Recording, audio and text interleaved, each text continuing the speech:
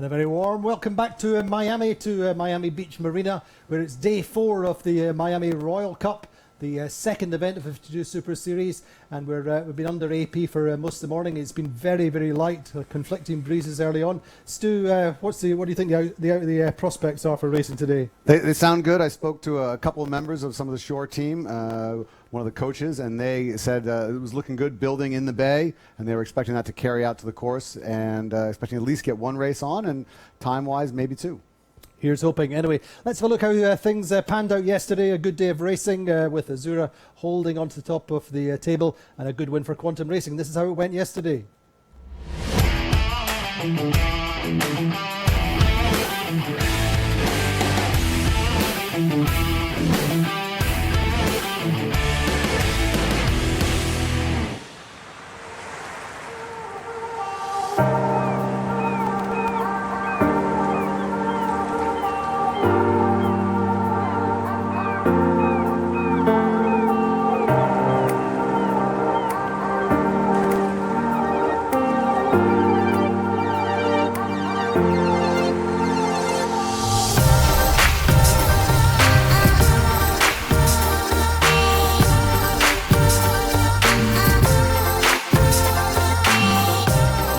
Welcome to the Miami Beach Marina, where the day 3 of the Miami Royal Cup is underway. The fleet are just leaving the dock. The teams have had their morning briefing. We're looking at a lighter day, maybe 8 to 9 knots. The current's still an issue, and Azura leading comfortably after yesterday. Well, it's been probably the most challenging 48 hours in the history of the Gladiator team, but they have responded, and the red boat is ready to go racing. The shore team did an incredible job, and just we are all keeping our fingers crossed that none of us forgot something. Huge team effort, contribution from everyone, and a massive amount of support from everyone here in the team. It's one of the nice things about being in this fleet. It's how much support you get from everyone willing to help you to get back on the water. There's so many shore teams here with 5 guys, and if we need to borrow something to get us on the water, or we need an extra pair of hands to lift something up, or we need an extra halyard because one's broken, then there's everyone here is willing to help us, and we're willing to do the same when it's the other way around. But it's just that spirit amongst the fleet that is so nice. Well, good to see Gladiator back on the water in time for race 5 getting underway in a very light breeze, bit of a delay, maybe only 5 or 6 knots on the start line. Azura made a good start and seemed to be launched early on in the first beat, but Quantum Racing a little bit quicker, got ahead on the first upwind, and were leading comfortably at the top mark. Azura got round in second. A little bit of a bunch up at the top mark with the several boats undercooking the ley line, light airs, but Sled got round in third, Provetza fourth, and Gladiator in fifth. That was pretty much the order through the race, with Quantum Racing getting away quite nicely. Azura pulled back at points through the race, got through the line in second, Sled and Provetza third and fourth. Yeah, it was a tough day. I'm glad the race committee hung in there. We kind of wish we could have gotten a second race in, but once the breeze came in, it was a pretty good race. I think that we had a very nice race. I think the best race sailed this week. I'm very, very happy about how we managed to sail the boat. I think that we did a better job compared to the previous day. I'm very happy. How you said in Miami what we have? We have Spaghetti. Spaghetti. Yeah. A Lamborghini. Yeah, porcini. And ciao. Ciao. Thank you, Vasco. Standings after 5 races at the Miami Royal Cup. Azura leading on 8 points. Quantum Racing 19. Provetza on 19. Platoon on 21. And Ran on 29. Well, that's it from Miami Beach for the third day of racing here at the Miami Royal Cup. Not so much rock and roll on the water. Azura still leading, but a little bit of rock and roll coming up at the Sailor Band. Everybody getting ready to rumble.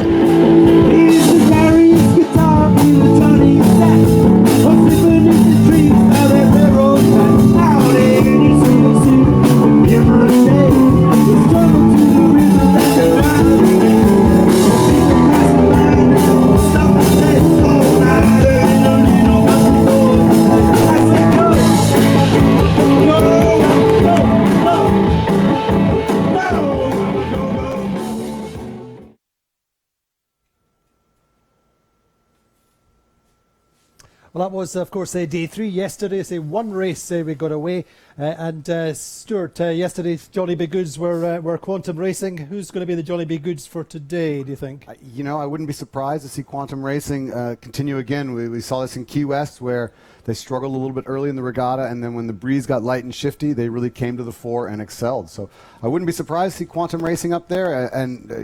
Given the regatta been had so far by the Azura team and Vasco Vescado, you'd be hard-pressed to bet against them as well. You would indeed, but certainly in the light breeze upwind yesterday, Quantum seemed to have the legs in the fleet. They didn't make the best possible start, and they wriggled out to the front before the top mark. Yeah, and we spoke a little bit off camera with Bora Galari and with Terry Hutchinson, and they both said that the boat felt like they were going a little better yesterday. Maybe a little bit of struggle getting locked in those wavier conditions, a little bit more breeze, but in that nice sort of moderate 7-knot breeze, 8-knot breeze, flat water, they were really flying. So with AP this morning, and the fleet continues to be under AP, they're going on the water, but it's very light. Not a bad place to hang out, those two. Miami Beach is wonderful. It's been a while since I've been back here, but boy, I tell you, this Miami Beach Marina is just a fabulous place to hold an event, and we have all the containers and a little bit of a village set up here, so it's just a wonderful place to be. And of course, the weather is fabulous. I think it's about 25 degrees Fahrenheit and snowing back home in Newport, so I'm happy to be here. Absolutely, a nice kind of solidarity, camaraderie between the teams. We see that all the time over the course of the regattas. Big rivals on the water. The sailmakers in particular have been busy the last 2 or 3 days, and we spoke with a few of them, just saying that they all help each other out wherever they can. And obviously, same situation with the Gladiator. When Gladiator had their collision, then everybody's pulled out the stops to make sure they get back on the water, and they had a pretty good day yesterday, didn't Gladiator? All things considered, came away with the 6th. Yeah, it was great to see Gladiator up there. They were battling with Sorcia, so two of the boats that maybe have struggled so far in the regatta were up there battling right in the mix, 5th, 6th spots. So that was really nice to see. And for Tony Langley, given the sort of the frustration, the disappointment of seeing that boat go out after one race, it's got to be nice to get a few good results in. Indeed, Stu. Let's have a look at the leaderboard after 5 races. It is Azura on top with an 11-point lead as Quantum Racing got that victory yesterday, closed the gap very slightly. Preveza then in third on 19 points. Preveza going well, going 3-3-4-4 over the last 4 races.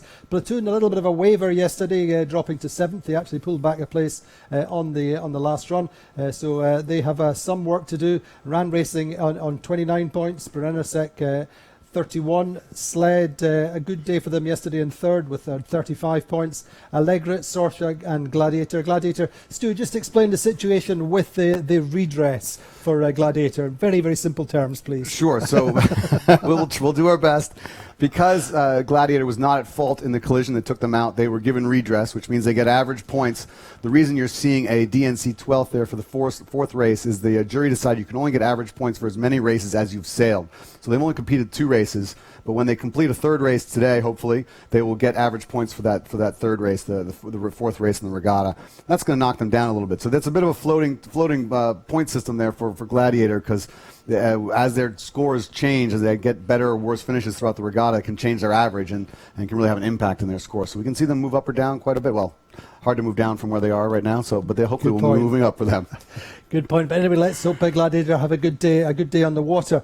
Meantime, Quantum Racing, as we've said several times over the course of the regatta, this is the first time that we've seen Bora Galari on the helm, and it's been a little bit of a learning curve for him, Stu, hasn't it? It's not easy to step into this high performing team. It's a huge challenge, for sure. And this is Quantum Racing is one of the most established teams, tremendously professional.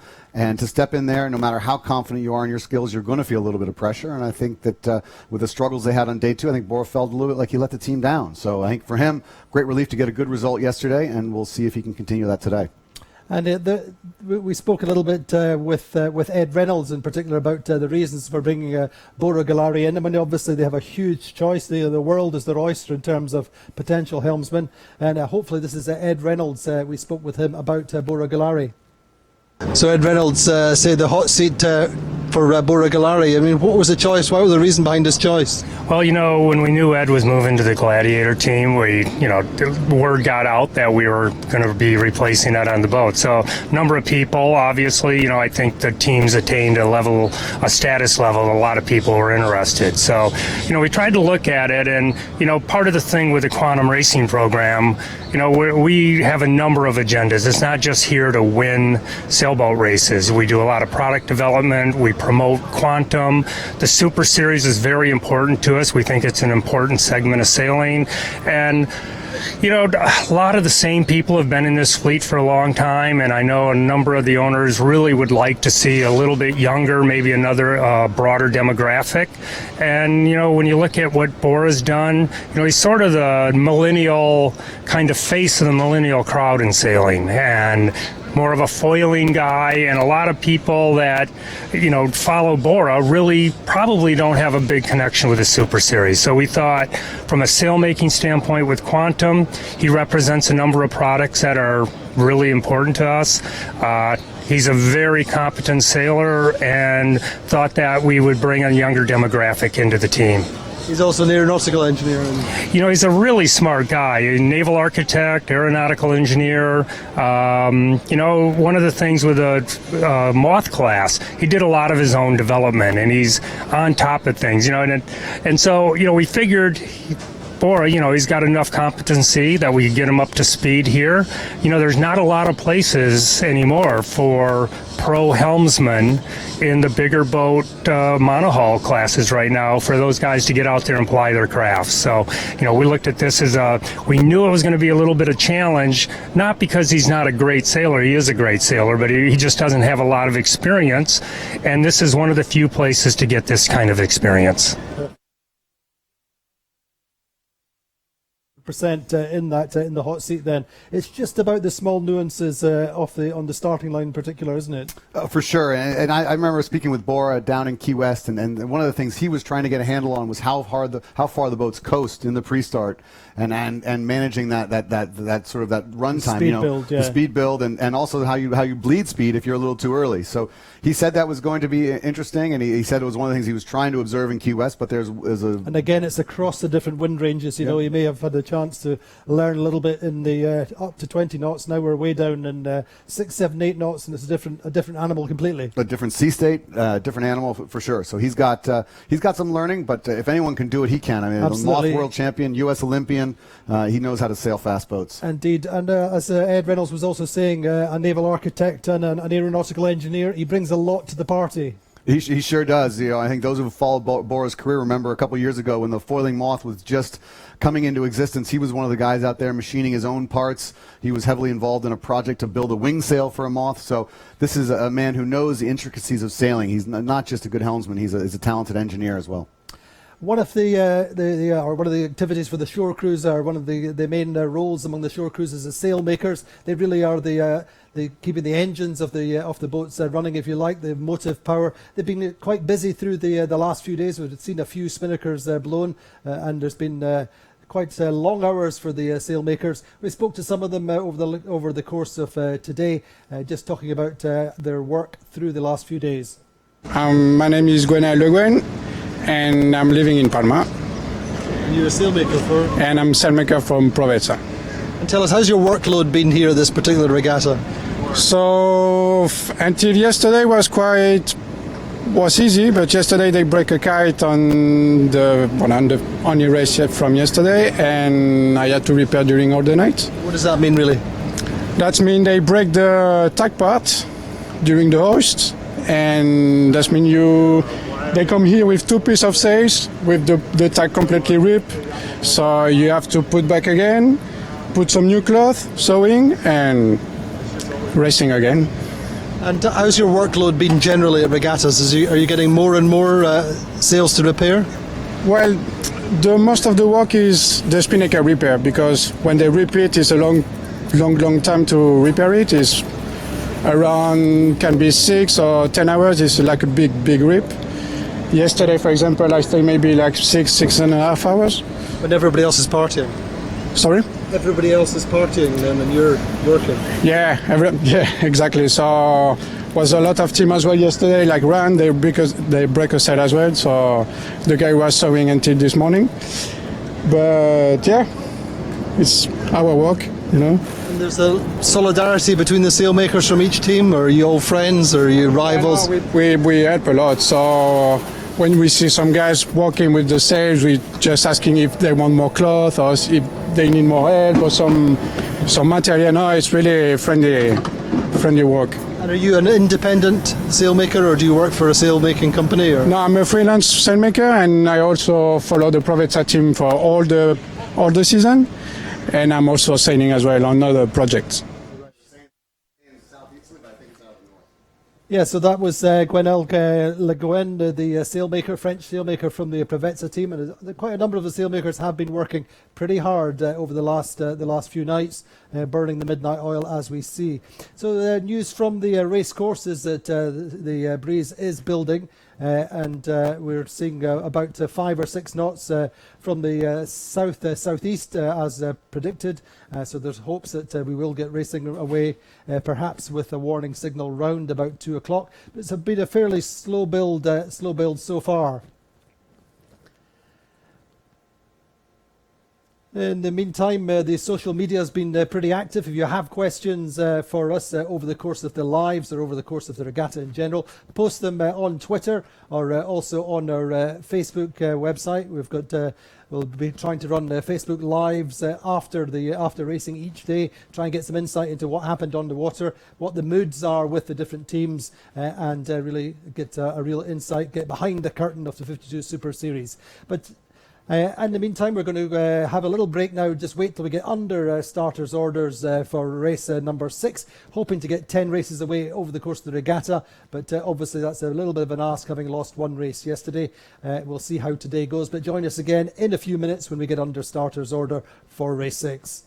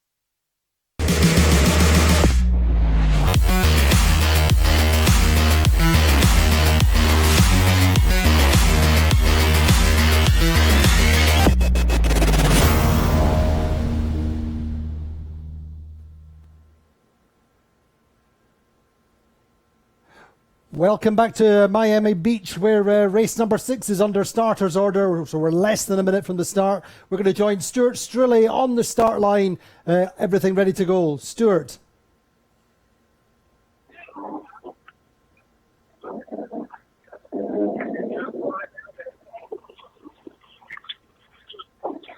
Yeah, we've just gone into an AP here. Yeah, we got AP about is up.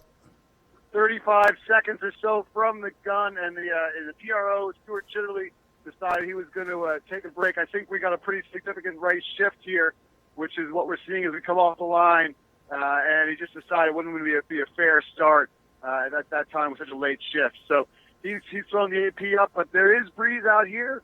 We're seeing a nice 6, 7, 8 knots from the southeast direction, and I suspect he's going to reset the course for this shift, and we'll go right back into it. We had quite a bit of interest. I think a lot of the sailors saw the same thing that Stuart Chitterley did, the PRO, because there was quite a bit of interest down here at the boat end. We had Gladiator, Rand Racing, Sorsha, Bernenasek all fighting for that the committee boat end, and in fact Gladiator ended up, as they went through sort of a mock start, went boat length and a half on the wrong side of the committee boat just to go upwind and sort of see how things shook out. So we'll get a short break here as we reset, at least for the race committee, but I don't anticipate this being a long delay as the breeze looks like it's fairly steady and solid right now. How does the windward leg looks to your rides? The breeze look fairly even all the way up the track as far as you can see? It does, but I think that's a case of it being deceptive. We spoke with everyone yesterday, and they said it's a very tricky race course, and it may look fairly even and consistent across the course, but I don't think that's the way it's going to play out. There's going to be a lot of holes and shifts and puffs up the way, and the teams that connect them the best are going to be the ones that get to the top mark in first place. And so much depends on the starts in these conditions. For sure, and you can see it right there. I think Pravetta is probably one of the happiest people about that general recall. They were down at the pin end and got a little slow, got rolled by sled, and they just could not get going again. In this light air, it's a real challenge to get these boats up to speed, even with as much sail area as they have. And you really have to be careful about how much you bleed away in a pre-start, because if you get stuck in a little bit of a down cycle for the wind, or if someone's on top of your breeze, it can be impossible to get back. And as there goes down the PRO, lower the AP flag, so that means we're inside of 6 minutes to the next start. So.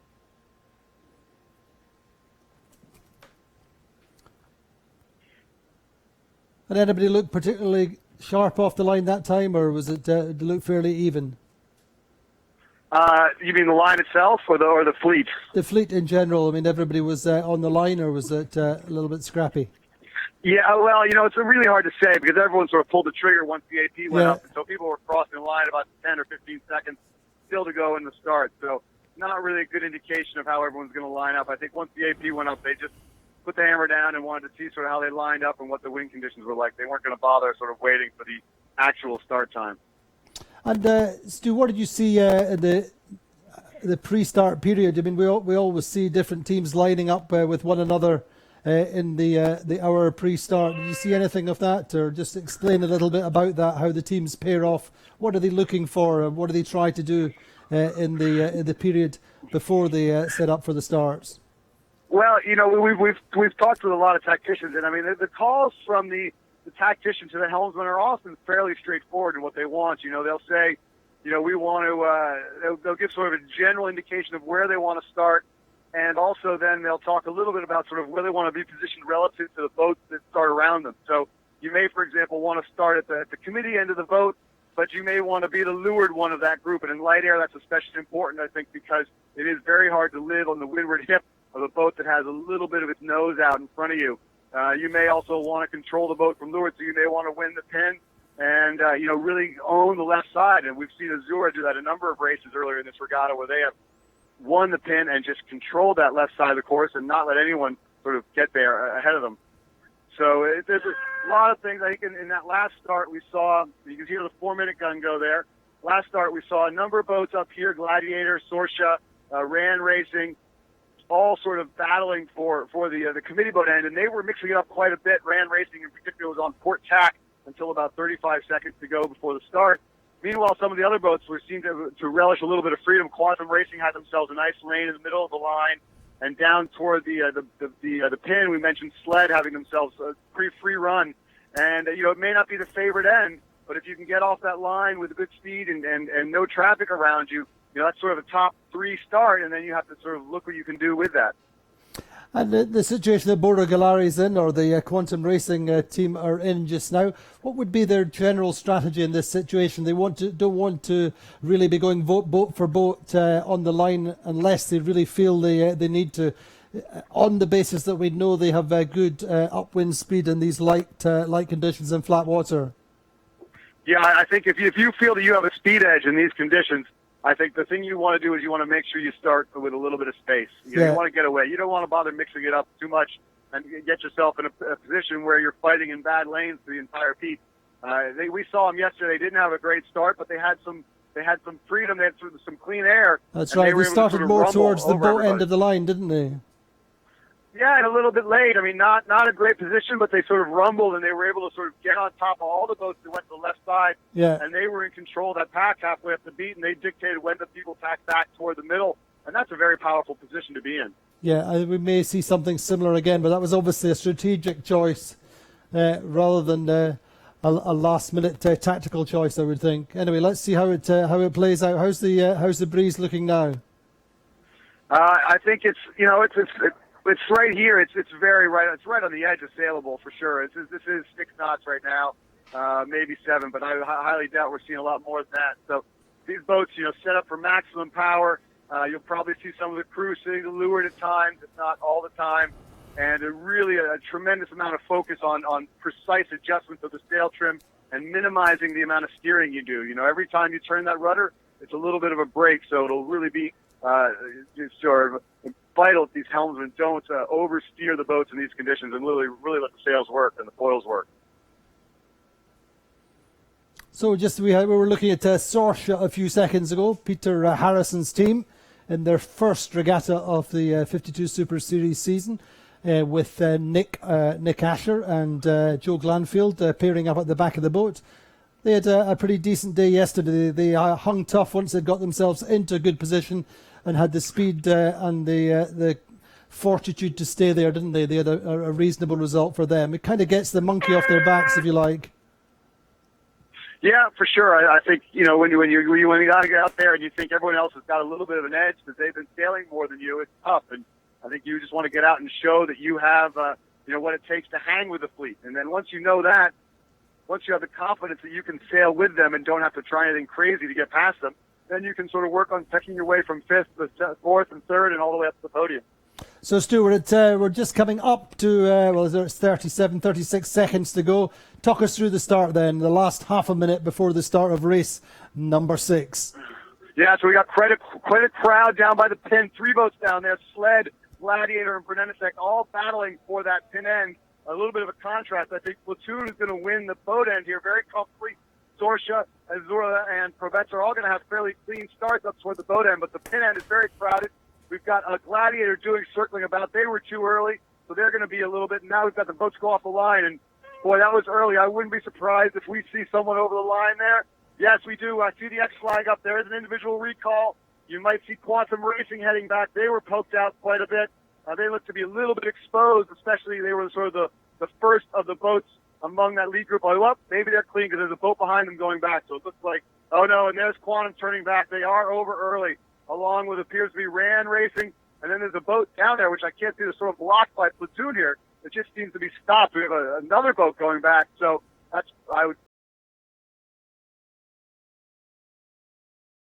boats are going to be struggling through the starting situation here. I see Sled and Allegre both down there, both fighting to get back up to speed. I'm not quite sure what happened to Sled, but a very difficult start for those things. Quantum Racing, we spoke of a conservative start. We spoke of trying to let the boat speed do its work, but they're going to need a lot out of that boat from here on out because they are well behind the fleet right now, well back there, and they're going to have to fight their way forward. Does rather play into Azura's hands, though, doesn't it? Azura seem to have made a reasonable start early, showing us from Provetza and Brunelesec and Sorsha all going well early on. There we see Azura then bow number 2, regatta leaders with their bow in front of Sorsha. Sorsha just hipped up or almost hipped up to windward. But Guillermo Parada on the helm of the Azura, just doing a lovely job. Boat just powered up, maximum height just about for the team.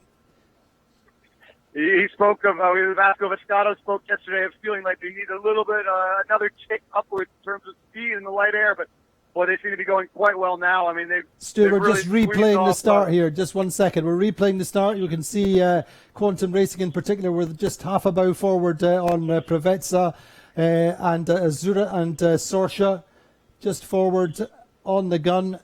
And there was also underneath them Allegre having to go back as well.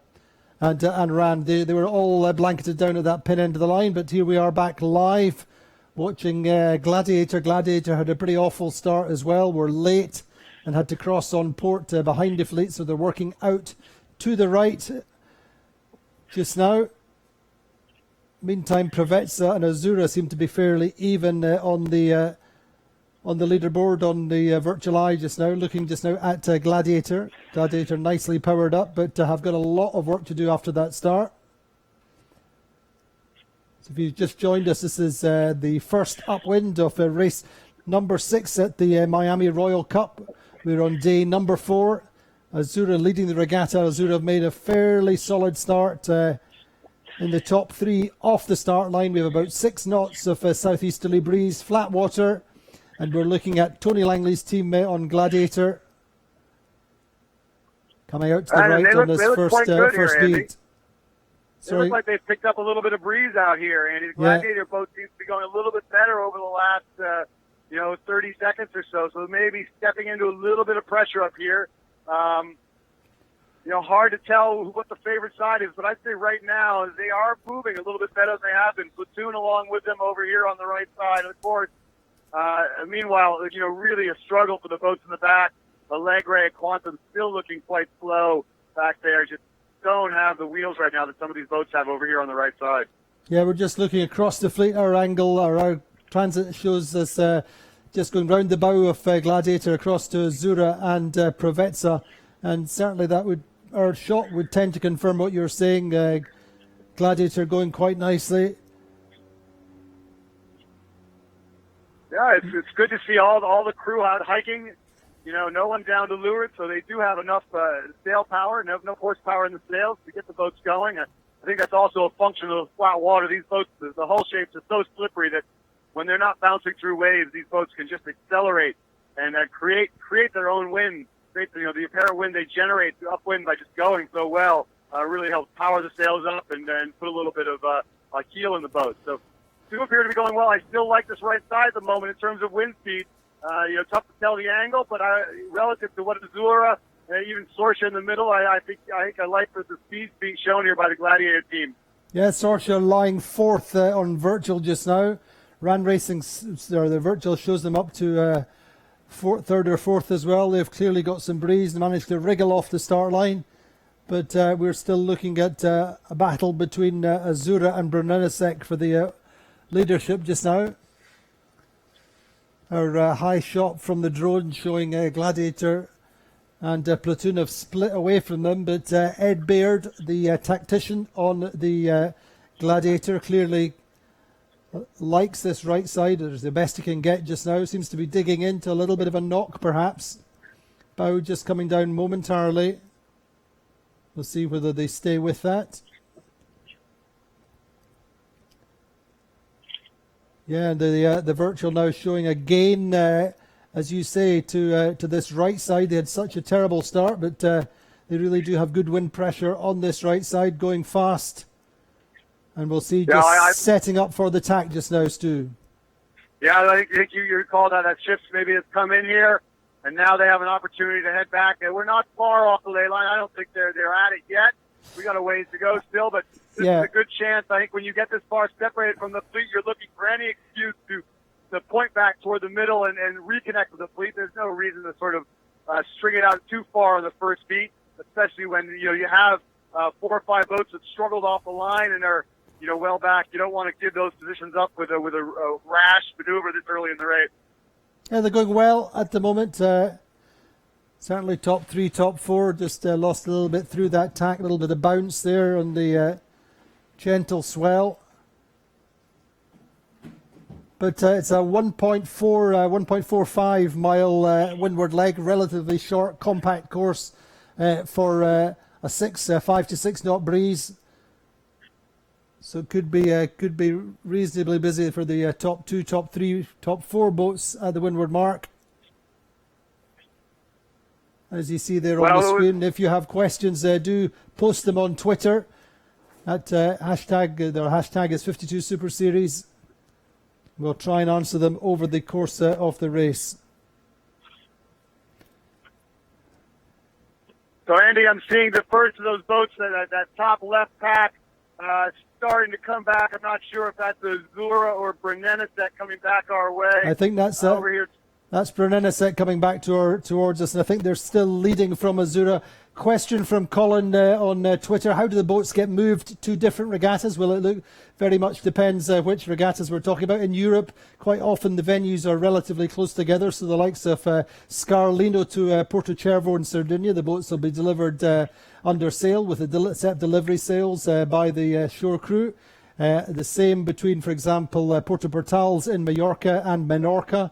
It's just a matter of a few miles, and so they will sail there. But then they're obviously going across the Atlantic. They go on a ship organised by our logistics and shipping partners, Peters and May. They look after all that, and that's for the bigger trips, and obviously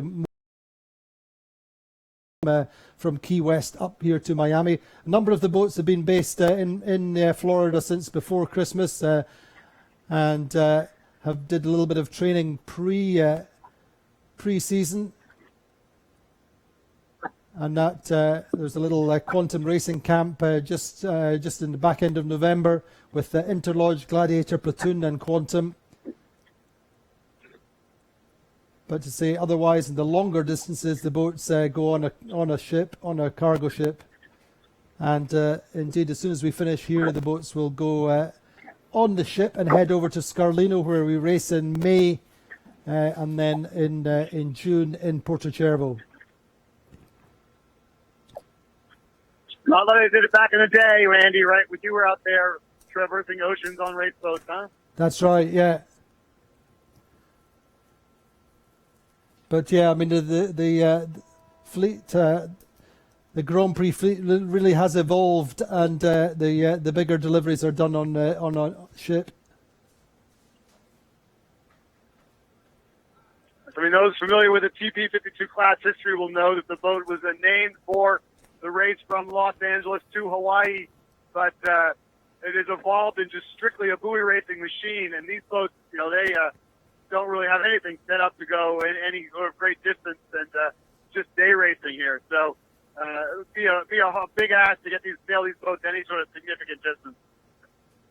Certainly in the current form, but they are not. Or when they tend to be sold out of the fleet, they get strengthened and IRC'd and do some of the middle distance offshore races, the likes of the Fastnet and the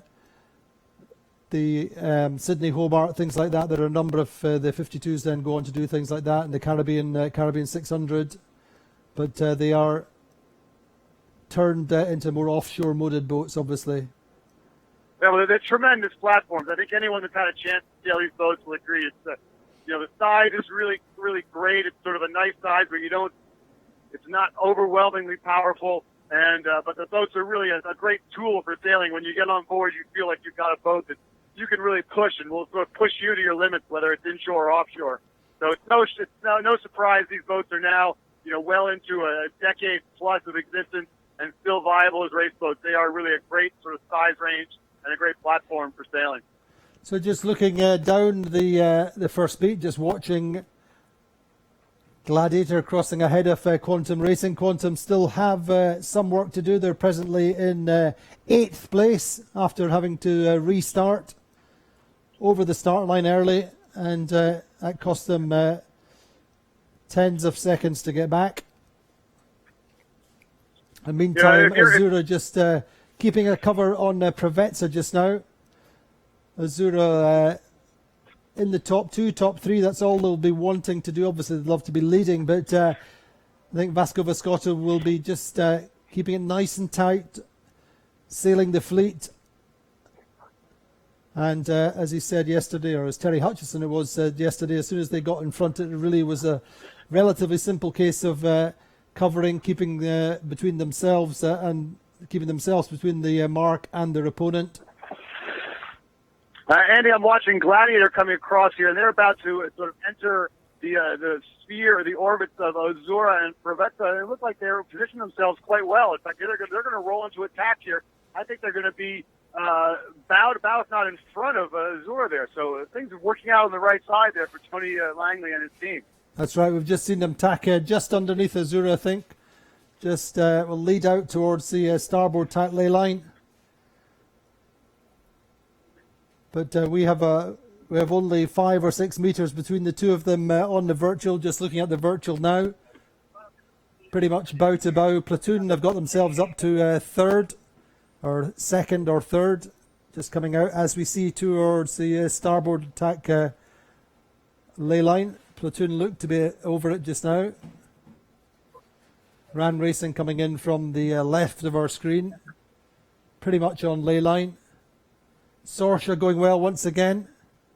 We're talking about the offshore potential of these boats. Well, Sorsha, until recently, or until last winter, was still kind of dual moded, could still race in some of the short or middle distance offshore races. I think they did the Caribbean 600 last year, or relatively recently, and did some Caribbean racing, and that's where they came from. They were successful in the Caribbean before they came to the 52 Super Series. But as you say, Stu, the British flag of, actually it says Sorsha now leading, but Gladiator also in the mix, third or fourth.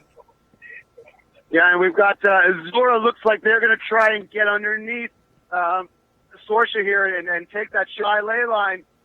We saw that bite a few people yesterday when they tacked shy on the really narrow, thin ley line for that weather mark, and we're unable to make it. So right now, Vasco Vescado has put helmsman Guillermo Prado in position. He says, I'll get you close to that ley line, but I'm not going to give you a lot of wiggle room. So at the moment, he looks pretty good. I would expect he's going to make it, but there always, of course, is a chance for some change. Yesterday, we saw both the wind shift and also potentially a little bit of adverse current that might have impacted these boats as they got really close to the mark. And it does look a little light up here, so we'll have to see how this plays out for Azura. They're pointing right at it. They got Azura, then Sorsha. Then we've got Azura, Sorsha, then Platoon, and actually right now here comes, as I say that, coming across is Brennensek, and they're going to put themselves right into the mix here. Top three positioning for Brennensek. Looks like they're going to go underneath Azura, and then we'll have to see what they want to do with Sorsha. So a big duck here for Brennensek as they carry across underneath a number of the boats. Preveza also going to be in the mix. And, Sled, Quantum Racing, they pulled themselves back. I mean, they're not going to round necessarily in a significantly better position than they started with, but they are within striking distance. So some nice work for Terry Hutchinson and Bora Galari just to stay close. Yeah, we're just watching Azura just approaching the windward mark. Guillermo Parada just bringing the bow down. So Azura in first place at the windward mark. Yeah, it's Sorsha coming around in second here, very close, a boat length between the two of them. And then we've got Platoon underneath them. So that's the top three. Azura, Sorsha, Platoon. Preveza very thin on the ley line. They're going to try and squeeze up there, but I think Brennensek on top of them will roll over the top to take fourth place around this mark. Preveza does get around. And then so Preveza and Brennensek basically tied on fourth to the edge of Brennensek. Then comes Gladiator in sixth. Sled, Quantum, and then Ran Racing and Allegre will round out the fleet. But very, very compact amongst the top 5 or 6 boats there. Just maybe 10, 12 boat lengths from first to sixth. And that's going to make for a very interesting run. We're seeing some mostly clean sets there. I haven't seen any damage yesterday. So far today, of course, that's what you expect in light air. But yesterday in that last the one race we had, we saw 2 torn spinnakers, which definitely impacted the results. Made life difficult for the Ran Racing guys in particular. So yeah, just watching Quantum the back of Sled as they go across the offset leg. Just ready to hoist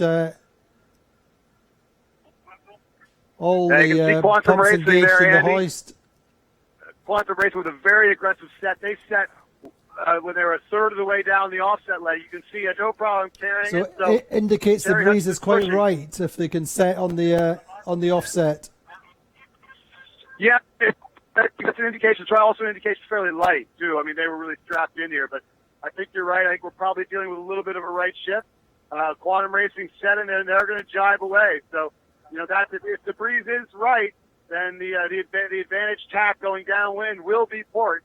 So Quantum Racing appears to be doing the smart thing, taking advantage of that low lane they took there to jibe away, and this might be the thing that pulls them back into contention in this race.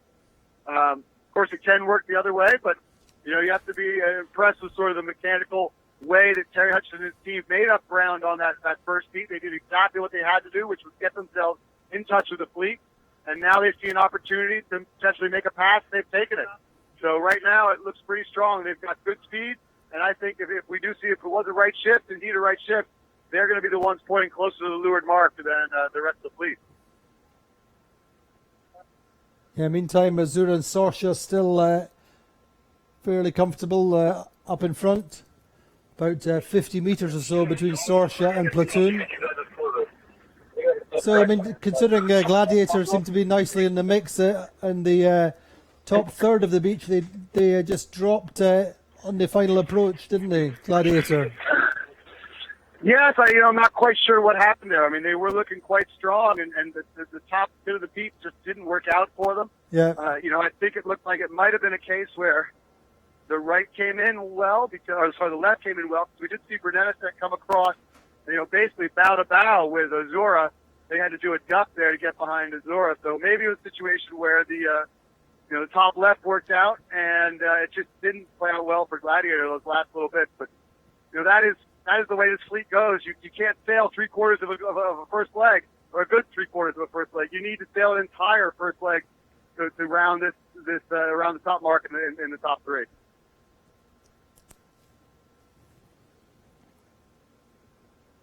So otherwise, so Quantum then the only boat to have jibed away to the left side, looking downwind. Rest of the fleet carrying on starboard jibe, led by Azura, Sorsha, and Platoon. Yeah, I'm thinking, Andy, back to something that was Tony Ray, the tactician on Provetta, told me yesterday. He said there was sort of a consensus among the fleet that there's some extra pressure in the top left-hand portion of the course, which is why you often see the fleet parading en masse along that starboard ley line away from the windward mark. And, that's sort of playing out right now. We've got 9 boats. No one, with the exception of Quantum, has been willing to jibe away. Now, of course, the breeze is a little bit different from yesterday, and you can't always depend on exactly what happened yesterday happens today. But if they do think there's a lot of extra pressure up there, then everyone's sort of unwilling to leave that ley line, and you'll see some of those boats pushing out there pretty hard into the corner before they come back. Again, plenty of opportunity for Quantum to sail by themselves, but of course, if you do pick wrong, it can be tough because all those boats are going to have better breeze if that's the case. Quantum, we're just looking at them just now. Sue seemed to be rumbling downwind quite nicely. Nice wake, nicely powered up, going quite well. But Virtual still shows them in 10th place.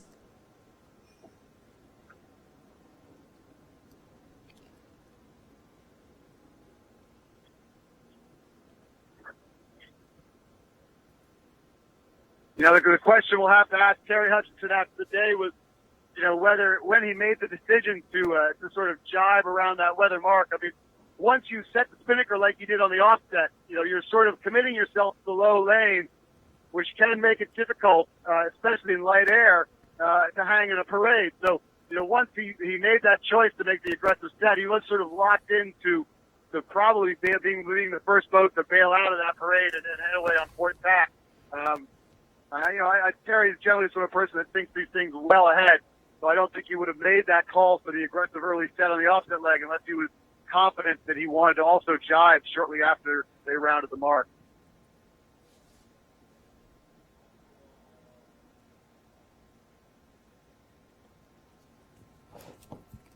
So we're starting to see the boats turn there, Andy. You can see a few that have come back on port tack here. Sorsha, I think, is coming back.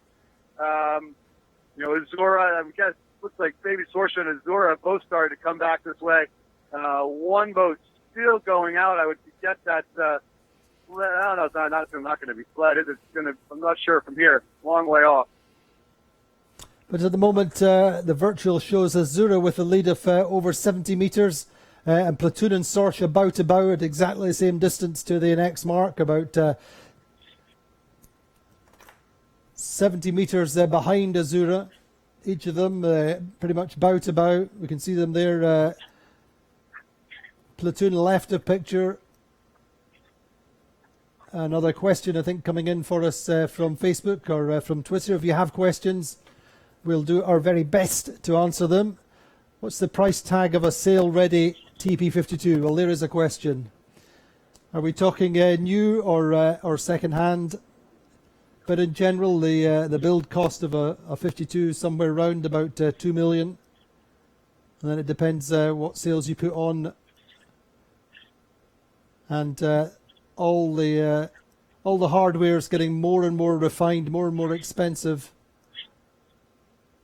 But overall cost probably between 2.5, 2.7, something like that for a brand new 52 on the water. That's my best estimate just now. You could spend more quite easily. Well, the more you spend, the more professional a boat you get. Isn't that right, Andy? That's right. The more money you spend, the more professional a crew you get, I believe. But I mean, that's pretty much the top end figure, I would say. There's many teams in here spending less than that, or several teams in here spending less than that, having a lot of fun. And there are still, I mean, this is the kind of next phase, if you like, is that several of these boats will be sold fairly soon, I would think, or certainly people would take options on the boats for the end of the season coming into the fleet. And as soon as an owner in this fleet knows he has his boat sold, then I think we'll see several new boats for next season. But this is the kind of horse trading period, if you like. There's always there's a kind of critical phase, if you like, where potential buyers like to see how the boat shapes up this season before they commit, and that is also one aspect of the unfortunate temporary demise, if you like, of the Interlodge / Gladiator. Everybody was waiting to see the complete performance package of that boat before committing to new boats for 2018. But unfortunately, it's going to be certainly Scarlino or beyond that before we really see the full all-round package of the new Gladiator. So our understanding, having spoken to Fergal from Gladiator and Tom Wilson, is that the boat will go to Persico, where it was built. And it will go to Persico, where the red boat was built, and it will be repaired there with a team from Longitude Zero who built the boat. So, Andy, we're set up here at the leeward mark, and we've got Azura coming in. They've got one jibe, just about to roll into that final jibe. Given from my eye here, I'd say that the gate closest to us right here, the right-hand gate looking upwind, is the favored gate, which will mean I would expect that Azura is going to pull a button hook here. They will be doing a sort of a quick takedown here and spinning around this mark, although it could be wrong. Now that I said, they look like they're giving themselves a little room, maybe still giving an option. Oh, here they go. Tensioning up the line. There you go. There you see the spinnaker sucking down. Oh, it's a little bit in the water, a little sloppy there, but they will get that out. They got plenty of cushion to work with here. They're going to get around that mark. Nice, clean rounding. Very crucial on that rounding not to oversteer the boat. When you're doing a 180 like that, especially in this lighter air, you can immediately just spin the foils out, lose grip, slide sideways, and lose all your speed. So a nice job there by Guillermo Parada. You can see the boat sort of trucking away here, and we've got Platoon and Sorsha coming in bow to bow almost. Platoon's got to give room to Sorsha. They're on the inside. So big wide turn here from skipper Peter Harrison and his team. They're going to get on the inside thing. Platoon on the outside. They may have a slight speed. I see a flag coming out there on Sorsha. Not quite sure why. Maybe they felt like they didn't have enough room, although, and then the race committee is going to wave that one off. They say you got plenty of room in there. Platoon can make it hurt. They don't have to give you a ton of room, but they just have to make sure you have enough to stay around the mark. And then Brunelesek right around there in fourth place. So all the boats picking the gate closest to us, the right-hand gate looking upwind does appear to be a little bit favored. You can see Platoon heading upwind. Brunelesek here. There's Morgan Larson, tactician, veteran American sailor. Interesting, Stu, to watch. Interesting to watch Sorsha then tacking off immediately away off Platoon, but consequently sailing under the lee of the kites of the boats coming downwind. Yeah, we've got a little bit of an issue here. There it is. Provezza, yeah. Provezza put the spinnaker in the water. You can see it was just a small amount, but you can see what it's done to their boat speed. They are virtually stopped. Fortunately, they did not leave room on the inside there. Otherwise, sled would have poked inside and rolled right over the top of them. But as it is, we're going to move out of the way here before we get in the facts. So it's a tough situation there for sled. They had a better rounding, but because they had to avoid Provezza, they have got themselves now in the low lane, and that may cost them the place over Rand Racing.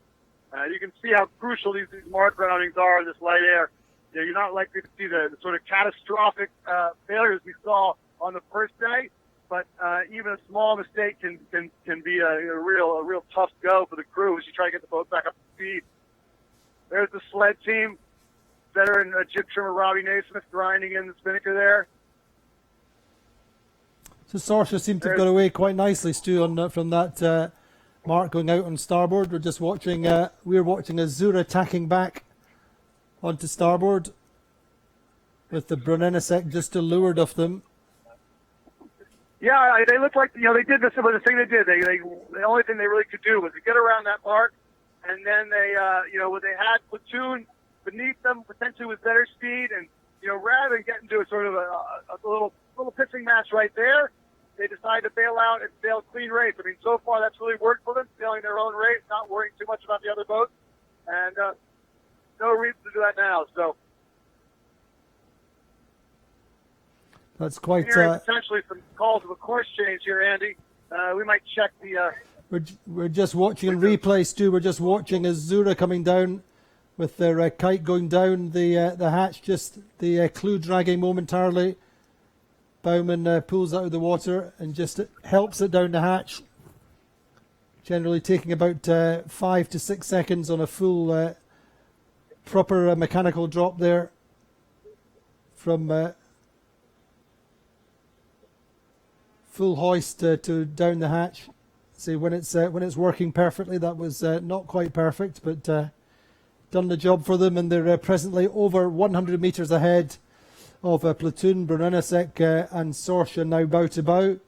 But Vasco Vascotto pretty much dictating terms to the fleet with a big lead, and indeed, unfortunately, Quantum Racing now in 10th place.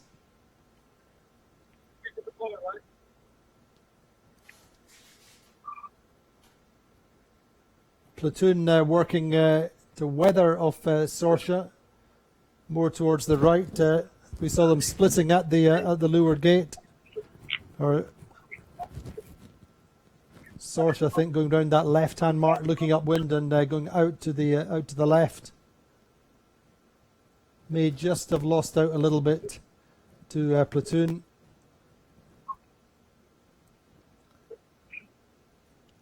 Meantime, then Provezza and Sled coming out to the right. There we see the back of Provezza, and the bow number 6 is Sled. With Ran Race or Platoon there just in the middle of the picture, and Ran Racing to weather.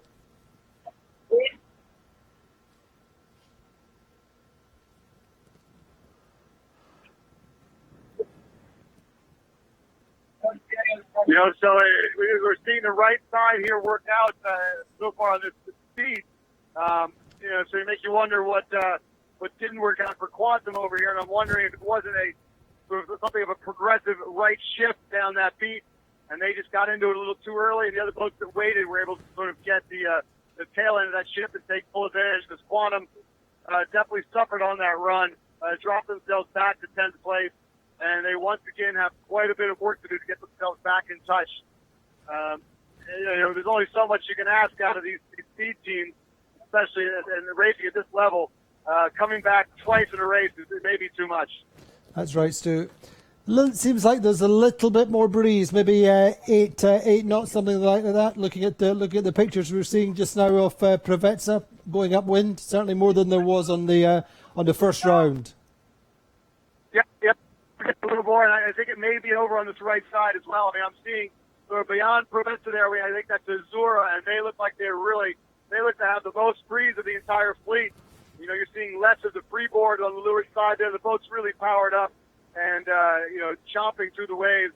So we may be getting a little more breeze out here. I think we may have a mark change.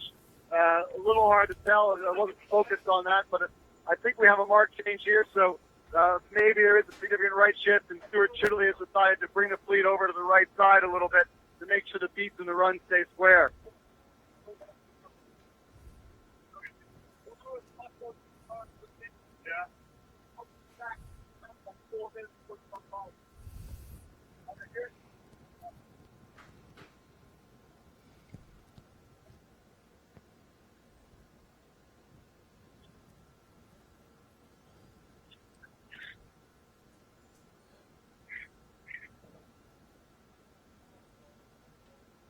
So we're on the second beat, leg 3 of our 4-leg course, race number 6 at the Miami Royal Cup. Racing, of course, hoping to get a couple of races in today. It's just before 3 o'clock local time. You'd like to think if the breeze stays, that should be possible. And at the moment, Azura with a decent lead. Watching platoon tacking, Sorsha there to leeward. In the middle of the picture. So Preveza then steady in 5th, Brunelesek just in front of them in 4th. But this is a pretty punishing point situation for Quantum just now in 10th. They got themselves up to 2nd with that win yesterday. This really does strengthen the position of the Azura team, winners at the back end of last season in Cascais. Put an end to Quantum's dominance last season. Of course, Quantum, the champions, won 4 of the regattas last season.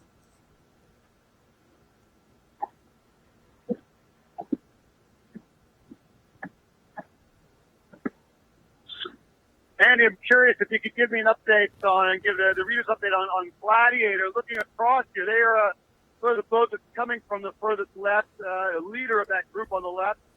Wondering sort of how they stand relative maybe to Preveza and Brunelesek, sort of the back end of that top group. They look like they're not doing too poorly out there on the left side.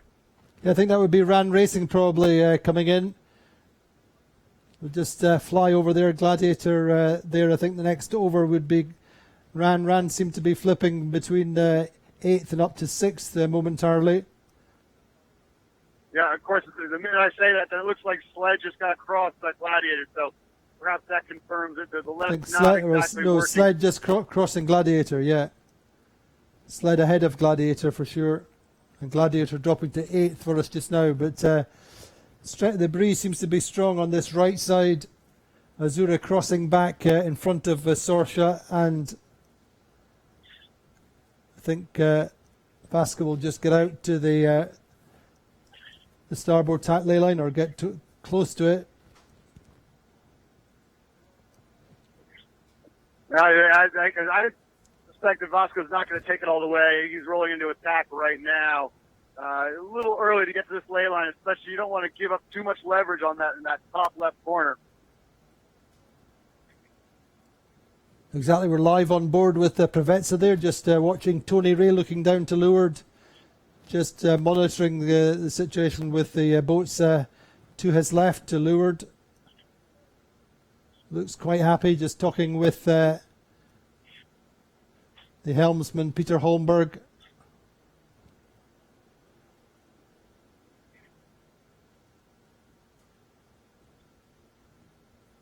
Big Guy Reid calls the breeze more often than not on board Preveza. Just keeps the information coming to Peter Holmberg and to Tony Ray just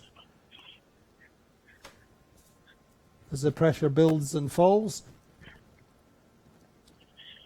So the battle just now is for second place really between Platoon and Sorsha. Brunelesek a further 20 metres or so behind Sorsha. Azuro's leads dropped very slightly. It was over 100 metres at the leeward gate, but just now it's really about keeping a cover on the fleet. The next two boats, Platoon and Sorsha. Platoon just to leeward, and this is a covering exercise, playing defence as Stu likes to call it. Just shepherding the fleet upwind. Yeah, I think Vasco Vescano, he knows that. He mentioned they felt like they needed a little bit of work on their speed and light air. If this race is any indication, they found maybe a little bit of an extra gear. And when you feel like you're going well and in tune and phase with the shifts, no reason to do anything crazy. So I think you'll see as we see Sorsha and Platoon have tacked over here, and you see Vasco Vescano and Guillermo Prado roll into attack. They're going to just again stay between the man and the hoop. It was a Terry Hutchinson's line yesterday. They're going to bring that up and just to sort of lead these guys around the mark. Looks like I think Brunelesek here seems to have taken control of second place. Yeah, there goes Platoon into a rather large duck. So they must have thought they just couldn't quite squeeze across the bow of the Russian boat. No need to risk it when you're in the top three, especially on the second leg. There's not a tremendous amount of gain. There's just a spot there. So, another thing, I think Platoon. In talking with some of their team, they felt like they haven't been the fastest boat in light air. So to be up here in the top three and string together a couple of light air results, good light air results, I think will be a real confidence builder for that team. We saw them sail well in Key West. Obviously out of the gate really strong, and then down the stretch they just faltered just a little bit to fall back to that melee for second through seventh.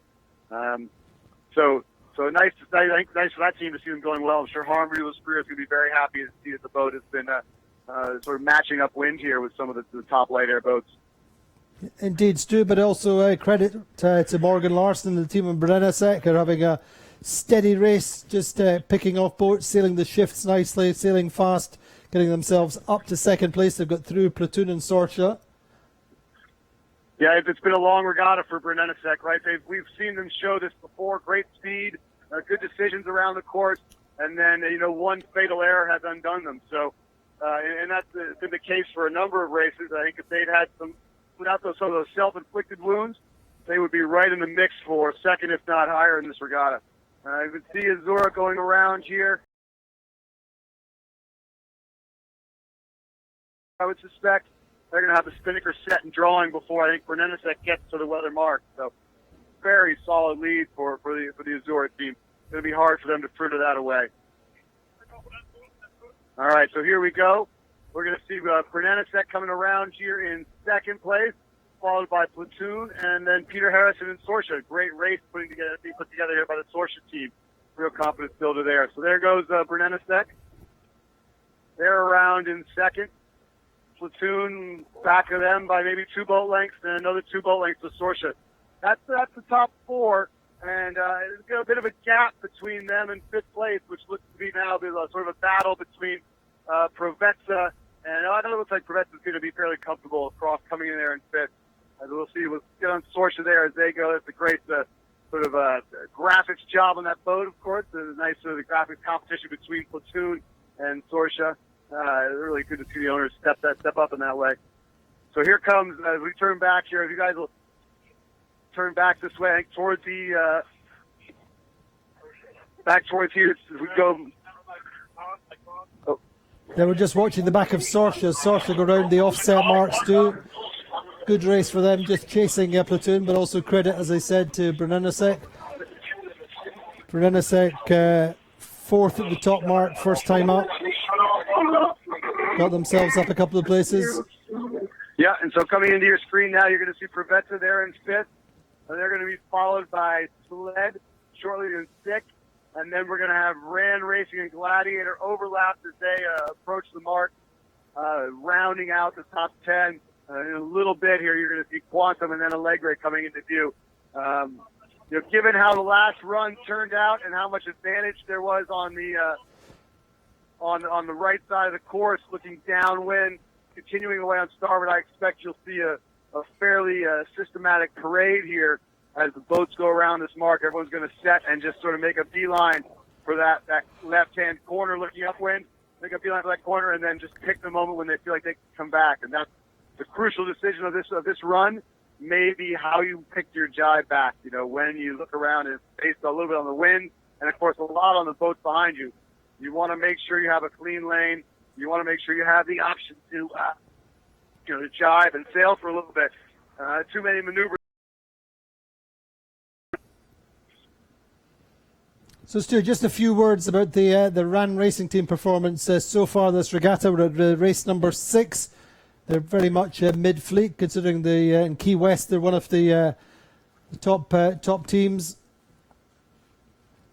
Had one or two little mechanical problems. They lost their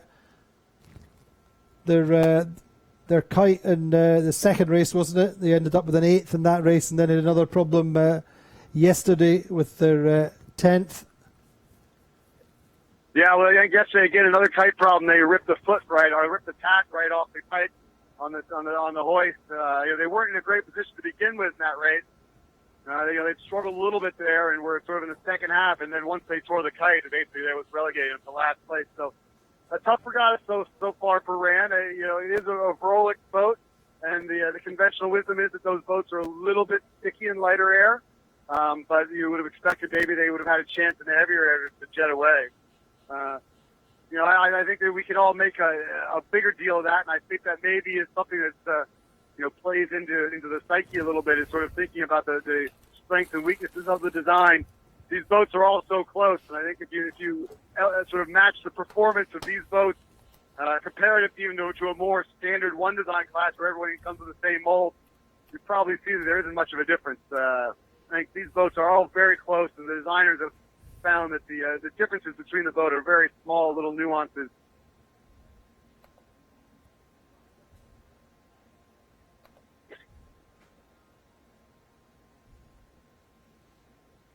But no one's blinked yet here, Andy. Everyone has continued out on starboard away from the mark. Azura with a comfortable lead. They should have the freedom to do what they want. I don't think anyone's going to really be able to threaten them from this position unless they can pull a really nice puff or a shift in the middle of the track. But I think the real battle is going to be a Sorsha between Bernenasek, Platoon, and Sorsha, and we'll see which one of those guys decides to jibe first and how you call that ley line. This is where the navigator and tactician really are working together to determine how close to the ley line they are. The helmsman is trying to maybe sail a little bit lower at times, give themselves a little bit of separation from the boats behind, and enabling that when they jibe that they can have clean air heading away. Because in this light air, the wind shadows cast by these boats can be 6 to 8 boat lengths long, and if you get stuck in one of those wind shadows, you're going to see yourself dropping some places potentially.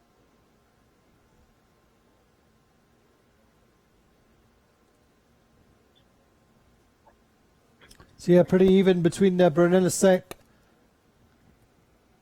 and Platoon. Sorsha on the leaderboard. Bernenasek 172 meters behind Azura. Platoon 217 and Sorsha 273. Then a bit of a gap back to Preveza.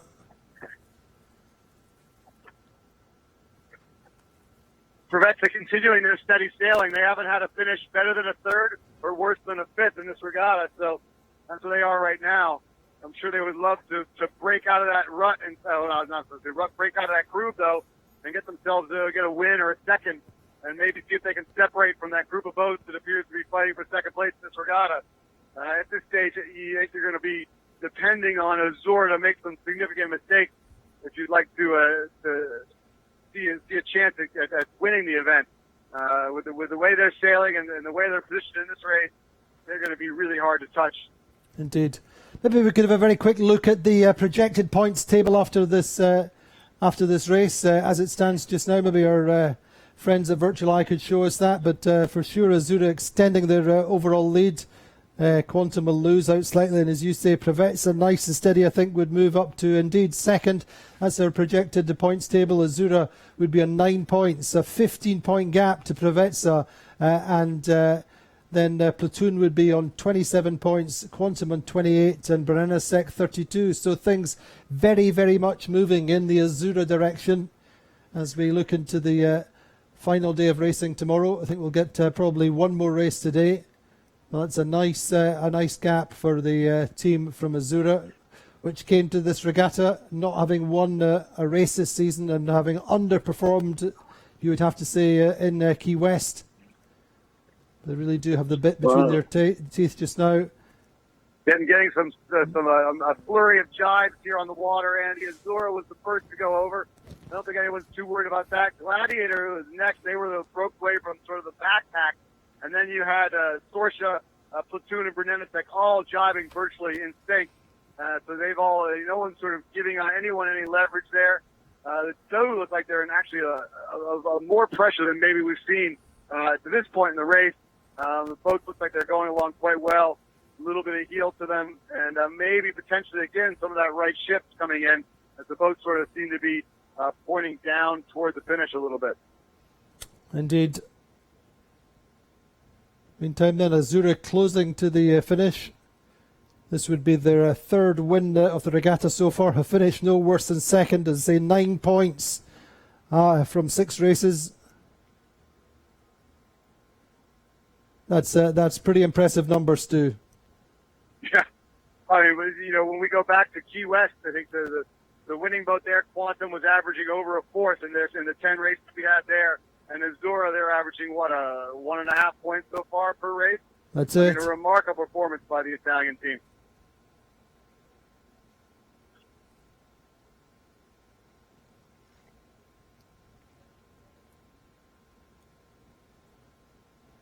But we know that, we speak often about the teams that underperform at one regatta or perhaps have a very bad final day. In the case of Preveza, another heartbreak in the final day. They were in contention and didn't perform to their best in the last day, and they come back, they work so hard, they debrief, they look at their weaknesses and come back stronger the next regatta, and I think that's certainly the case just now for Azura team and also in particular also for Preveza.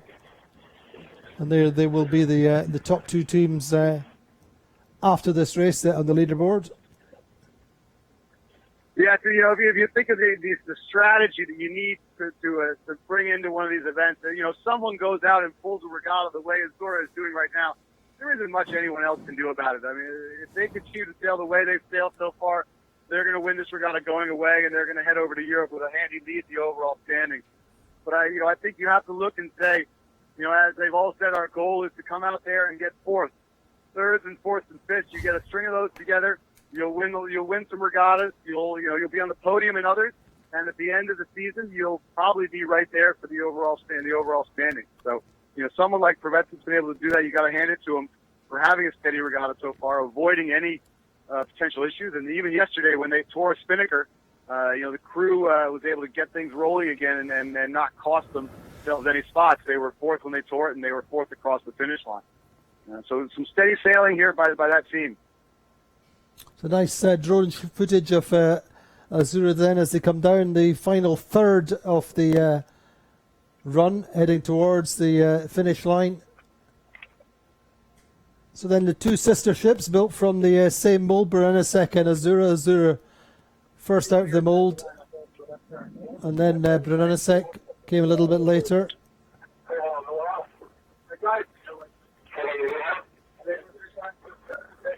Brennesek, as we've said several times, as Morgan Larson calling tactics this year.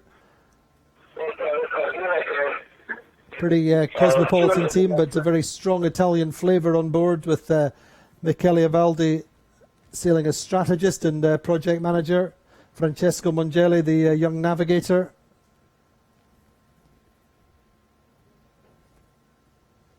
And really one of the features of the Azura team is that they really have stuck together. They make hardly any unnecessary crew changes unless they're forced on them by domestic issues or that kind of thing. That's been one of the fundamental philosophies of the Azura team, and they're over 200 metres ahead as they approach the finish, heading for their third race win here in Miami at the Miami Royal Cup. Sometimes it's in the ability, as you say, to come back from, if you feel like you didn't have the best regatta, with a team that's been together and trusts each other and likes each other, it can be so easy to rebound from a difficult day. I think we've seen the same thing from Quantum Racing numerous times in this season so far. As Azura is closing in here, they've got probably about 100 meters to go to the finish. They're going to be right on that pin end, which does appear to have a little bit of a favor to it. I think that something to watch as we get some of the closer finishes will be the boats shading toward the pin may have half a boat length of advantage in terms of that end of the line being a little further upwind. So there they go, across the line. Great race by Azura. I mean, they didn't put a foot wrong there, and they're going to walk away with a win and extend their lead. So the great sailing continues. And we'll look back a little bit behind here. The Brennensec, this is going to be the race they've been looking for, I think, all regatta. A solid performance. They may not have been first around the windward mark, or even in the top 2 or 3 around the windward mark, but they've steadily worked themselves back into it. They look like they've got their sights set on that pin too. They're going to come in there, and then we'll have probably Platoon sliding in behind them. And we expect to see Sorsha coming in here with a very solid 4th for Peter Harrison and his crew. So we can see there is... we're just watching Brennensec coming through the line, Stu, just in the next couple of seconds.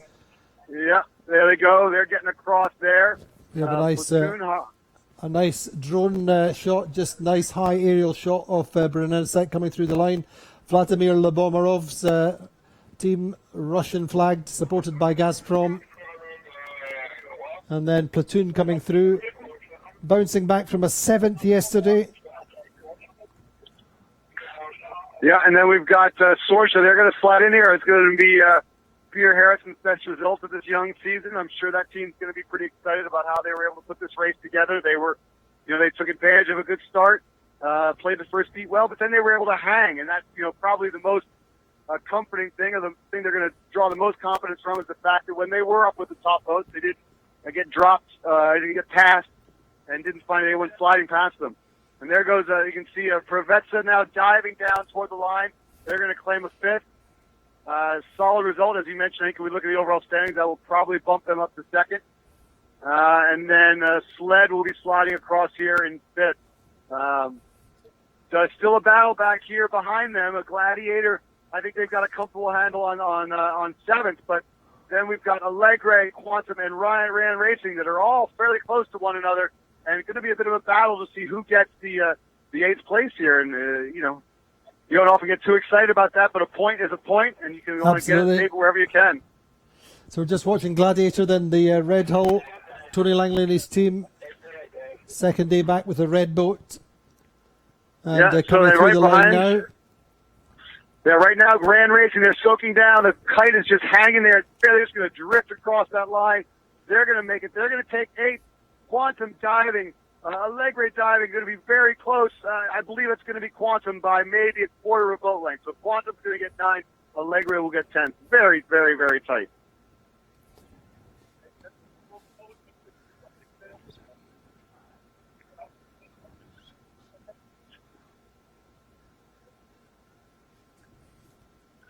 All right, Andy, well, you have the race 1 of today in the books there. Solid result by Azura. Some nice sailing from a couple teams that we haven't necessarily seen up there too much this race. Brennensec particularly. Platoon solidifies their position in the top 3, I would suspect, and Preveza as well with another steady race. That's right. I think Preveza and Platoon would end up on 24 points and 27 points according to Virtual. Platoon getting 3rd, Preveza 5th. And then Quantum on 28th. So Preveza in 2nd, Platoon 3rd, Quantum Racing on 28th, Brennensec on 32.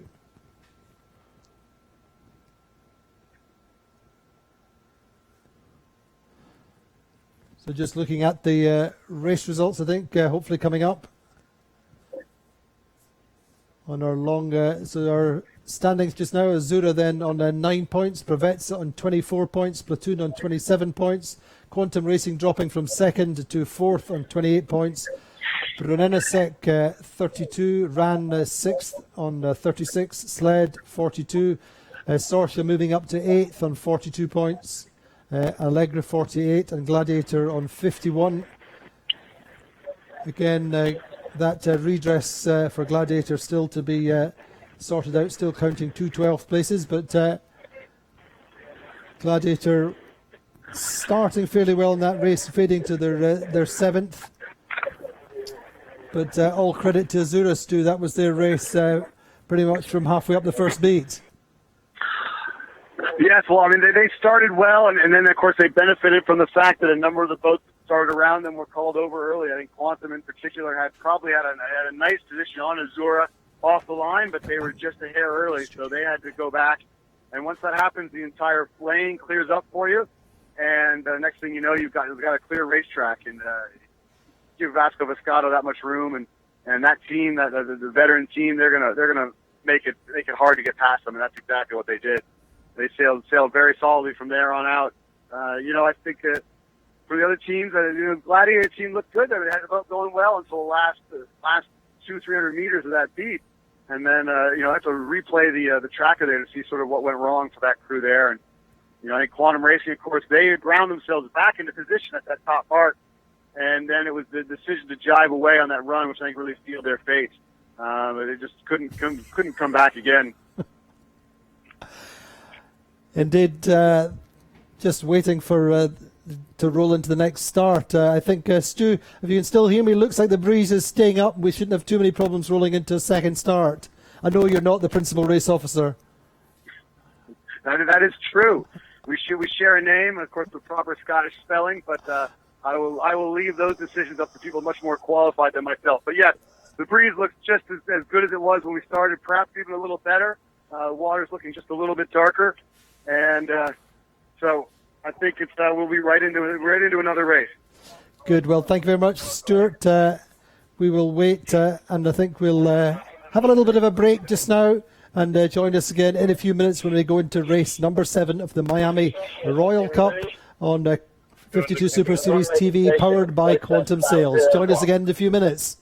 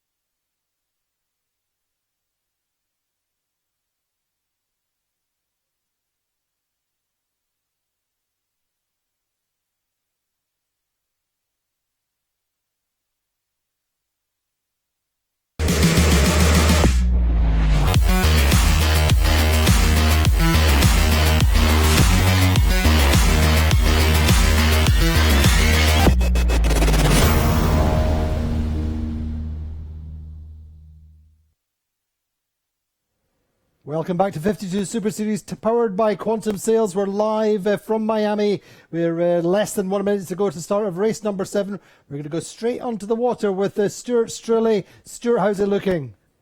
Yeah, it's quite a big pile up here at the committee boat end. Sure you can see on the camera. We've got Allegre, Professa, Azura. Platoon looks like Allegre. Oh, Allegre has gotten squeezed. They're going to have to circle around you. They are not going to be able to duck back down. So a very competitive battle for the committee boat end of the line here. Meanwhile, down the line, Quantum Racing, Gladiator, Brunettasek, and then Sled once again taking the pin end. So a big battle for the committee boat end. We're getting right inside the final, just 10 seconds here. I can hear the countdown coming. There's the gun, and we're away. Looks like a clean start. Very even, with the exception perhaps of 2 boats, Rand Racing and Allegre, both of whom were a little late. Sorsha will be the first boat to tack away. They're going to come over here to the right side of the course. They were a little slow getting off the line and been in some bad air behind Preveza. Preveza's also tacked over as well. So even start, very light out here, Andy. Perhaps the lightest we've seen, and I don't see a lot more coming down the track. So I think we're going to expect a pretty light race. As you see Sorsha roll past you can see the crew sitting in there, trimmers and the pit man all sort of hunched down there, trying to keep the windage low. You got guys on the side deck there. It is going to be a light air race. A lot of work for the focused team, the speed teams. Will have to be focused intensely on keeping the boat going, and then the tactical teams will have to look up the course. And I tell you, as I say that, the one thing that's different about this race, Andy, is we've got what appears to be a little bit of a change in the weather coming from maybe over Coconut Grove, over Key Biscayne, quite cloudy over the mainland right now and over the Isle of the Keys. And that appears to be moving this way. So I'm not quite sure what that's going to do to the course. I think the wind, I'm sure the navigators, the weather gurus on each of these boats have a much stronger idea than I do. But I'm going to be very interested to see how that plays out as we get further into this race. In terms of the orientation of the course at the moment, where is that? Is that from the left or the right looking upwind?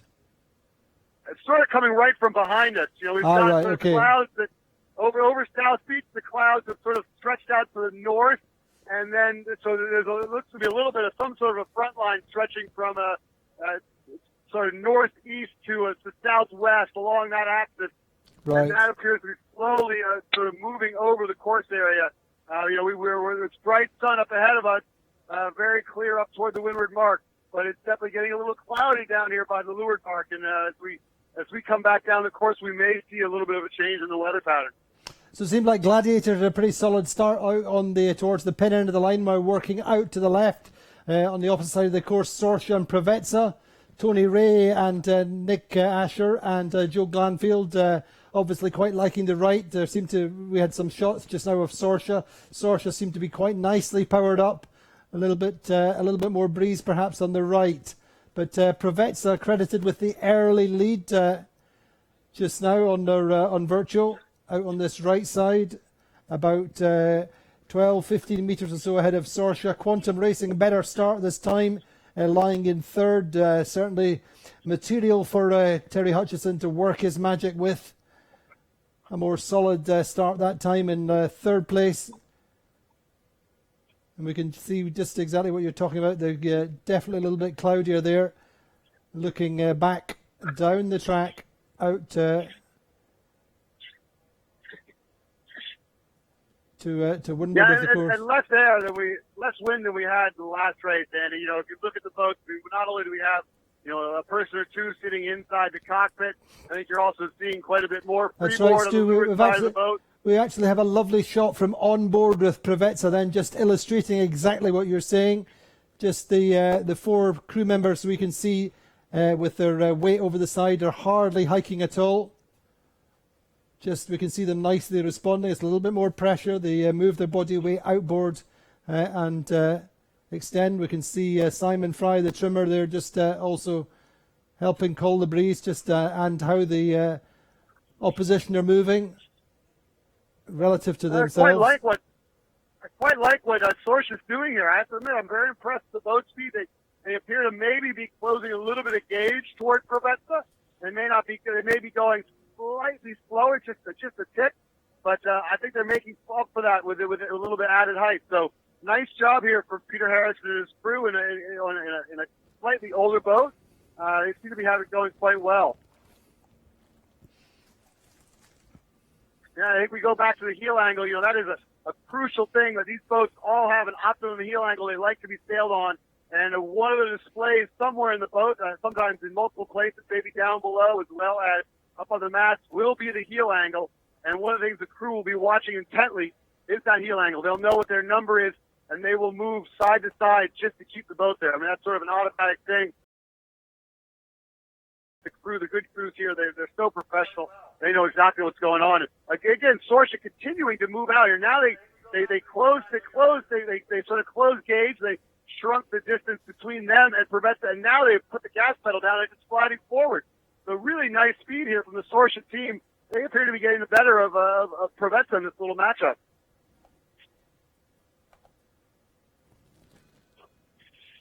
Yeah, Sled, Now, Prevetta's Sled really also looking struggling quite with good speed just right now. now. Sled, I think, going quite well on that left side, along with Gladiator just now, Stu. Yeah, I mean, hard to. I don't have the greatest perspective to tell you No, who's of course. winning, but they do have a lot of space up there. Gladiator, Sled, both separated. You know, and I mean, as much as you're happy that you're Sorsha and you're winning, you know, sometimes even the guy that's winning these sort of close two-boat battles is actually losing to a boat that's sailing on their own. So Sorsha is putting the wood here to prevent them. Actually, they're going to roll into attack. They can no longer hang there. That's quite an impressive job from Peter Harrison. They did not have a very strong position as those two boats back. I would not have given them high odds of being able to win that battle, but they did just that. So quite nice work.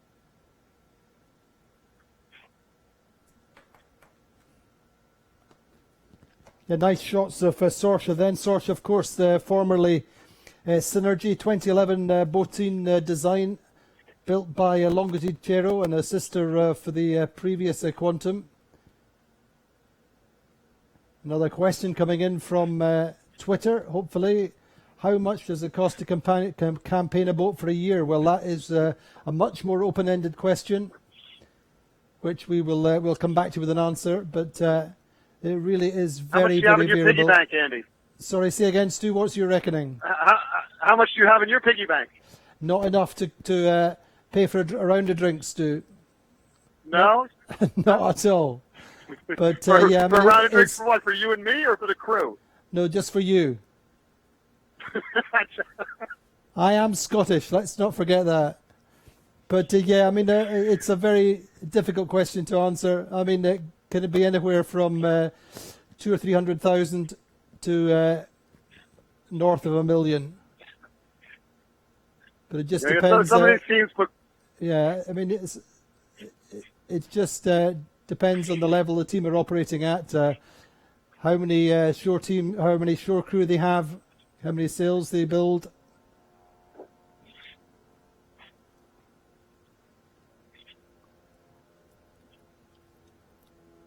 You know, we saw the Sorsha guy. He was talking a little bit. We saw one of the Sorsha crew members. He was mentioning how, you know, compared to some of the other teams, they're a little bit underwicked on the short team side. I think they just have maybe one person who doesn't sail on the boat, which, you know, that puts a lot of extra responsibility on the sailing crew because there's a lot of sort of daily maintenance that they have to do.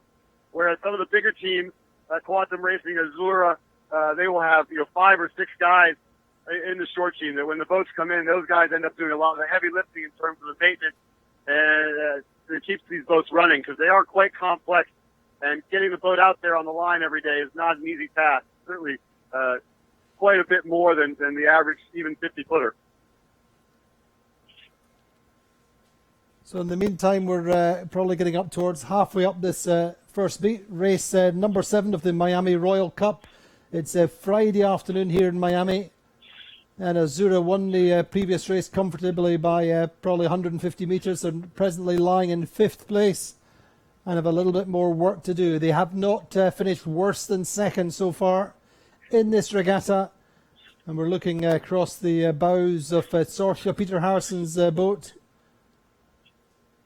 Seeing Gladiator to windward and Sled just in front of them. Sled, I think, leaders on the water just now. Sled have not won a race so far in this regatta. They had a 3rd yesterday.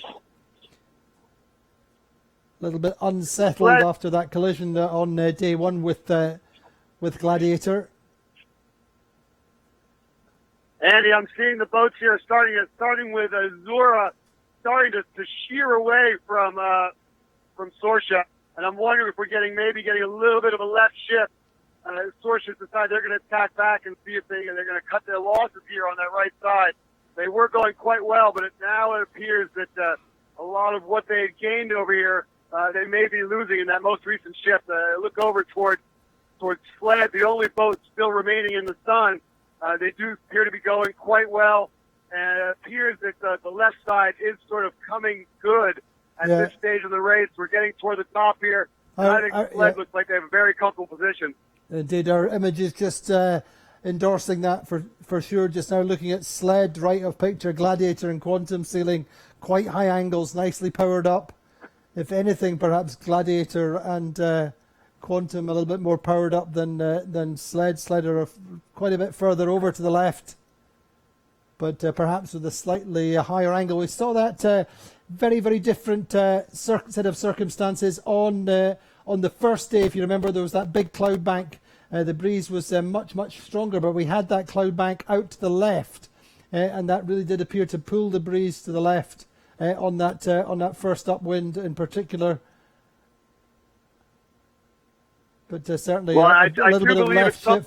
Yeah, a little bit of left shift for Sled and Gladiator just now, and Quantum giving them an extra advantage as we come up this first beat. 4-leg race. Quantum going quite well here, Andy. They talked about how the fleet is fairly sure that boat may be the fastest in these conditions, in this light air, flat water, and I think right now they appear to be showing that stuff. They weren't necessarily particularly flash off the line, but they've been able to sail sort of their own lane without too much interference from other boats, and appear to be really turning the boat speed on, pushing out away.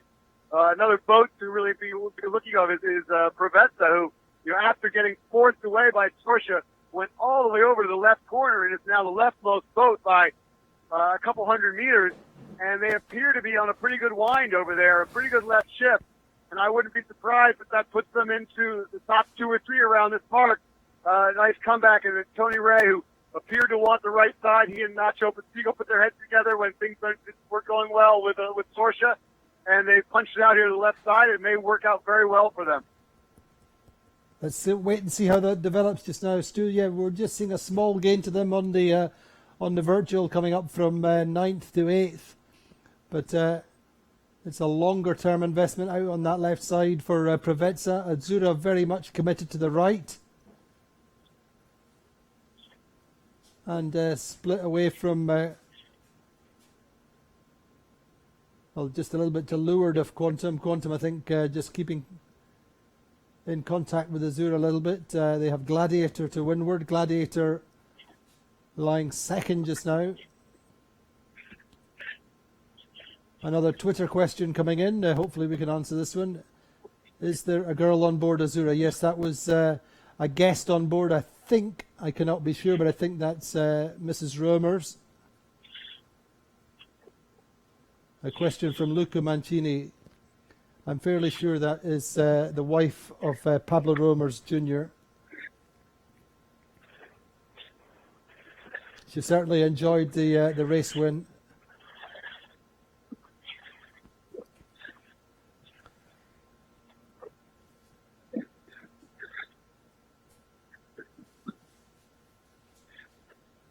We're just flying down through the fleet to Sled then. Sled, the race leaders just now. Coming on port tack, pretty much middle of the course just now, and there we see them just rolling into their tack. As Stu said, a little bit more cloud over the back of the city and over the land. Sled just coming into the sun-dappled waters. A nice race for them so far, leading ahead of Gladiator and Quantum.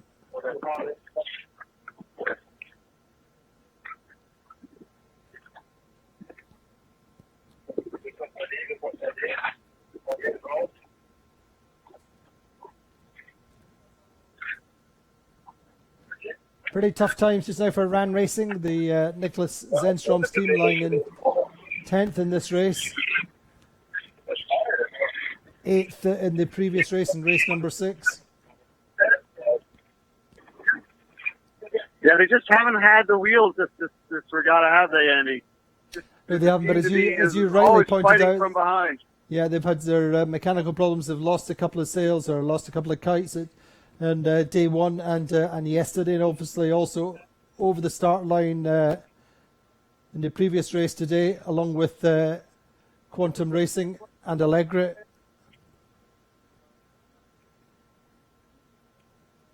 Not quite firing on all cylinders as they were in Key West.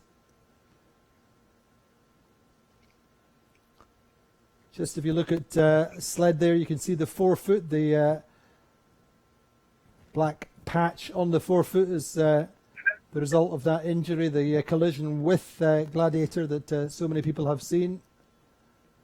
Boat was in the slings overnight and the shore team worked overnight to make that repair. So looking then, sled leading by about 50-55 metres ahead of Gladiator and Quantum.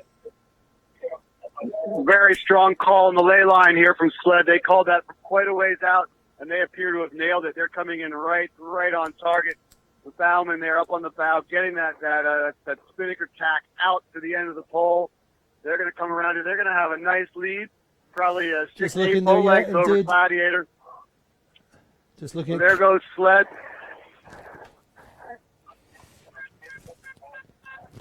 Now here there's a horn over on the race committee flag, on the race committee boat there. We've got change of course, Andy. I can't see the number from you. Sorry, shortened courses. The shortened course is the word I'm getting here. 1.3. Really? So they must feel that breeze is dying, and they're trying to get this race in. Here comes the Gladiator team.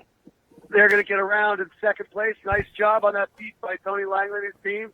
And, of course, a good rebound here from Quantum. Platoon coming in late. This is a turnaround. I think they actually had to duck behind Provezza just a minute or two ago. And they're going to come in here and claim fourth place by a boat length or two over Provezza.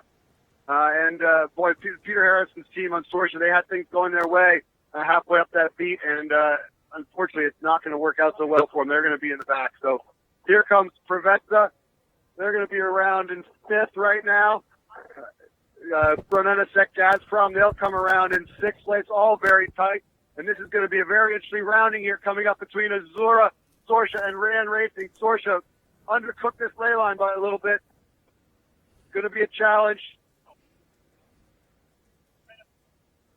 Going to be a challenge to get around it. Sorsha really squeezing up here. They're going to try and sneak right inside, and the Zura team really is laying down hard on them and making it as difficult as possible to get around that mark. But Zura will make it around. They're going to be 7th, Sorsha 8th, Ran Racing 9th, and we're still waiting, I think, for Allegre to get around here. Yeah, tough situation for Allegre after missing out on that start. They're going to be well behind in 10th.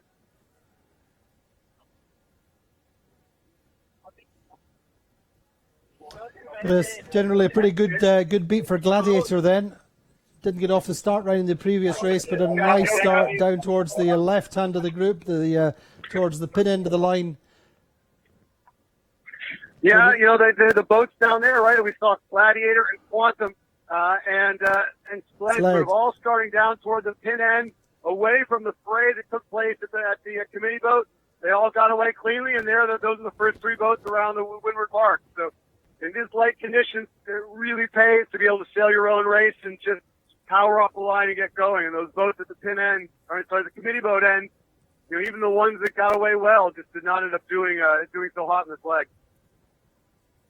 So pretty even parade there, Stu. Just bow to stern all the way down the first run.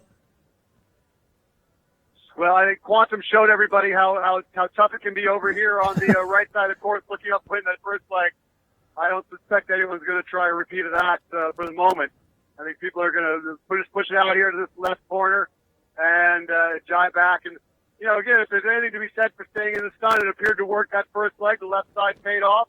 Perhaps a little bit more pressure, so everyone's gone back out there on the downwind leg. see what they can find and work that side as they get back down toward the leeward gate. I tell you, as the clouds come over this course, Andy, it just becomes that much more difficult to see what's going on in the water. It is just sort of an oily black right now as you look across the water down toward the leeward mark. Very hard to see the wind. Very hard to predict what's going to happen. This is going to be a real challenge for the wind spotters on these teams.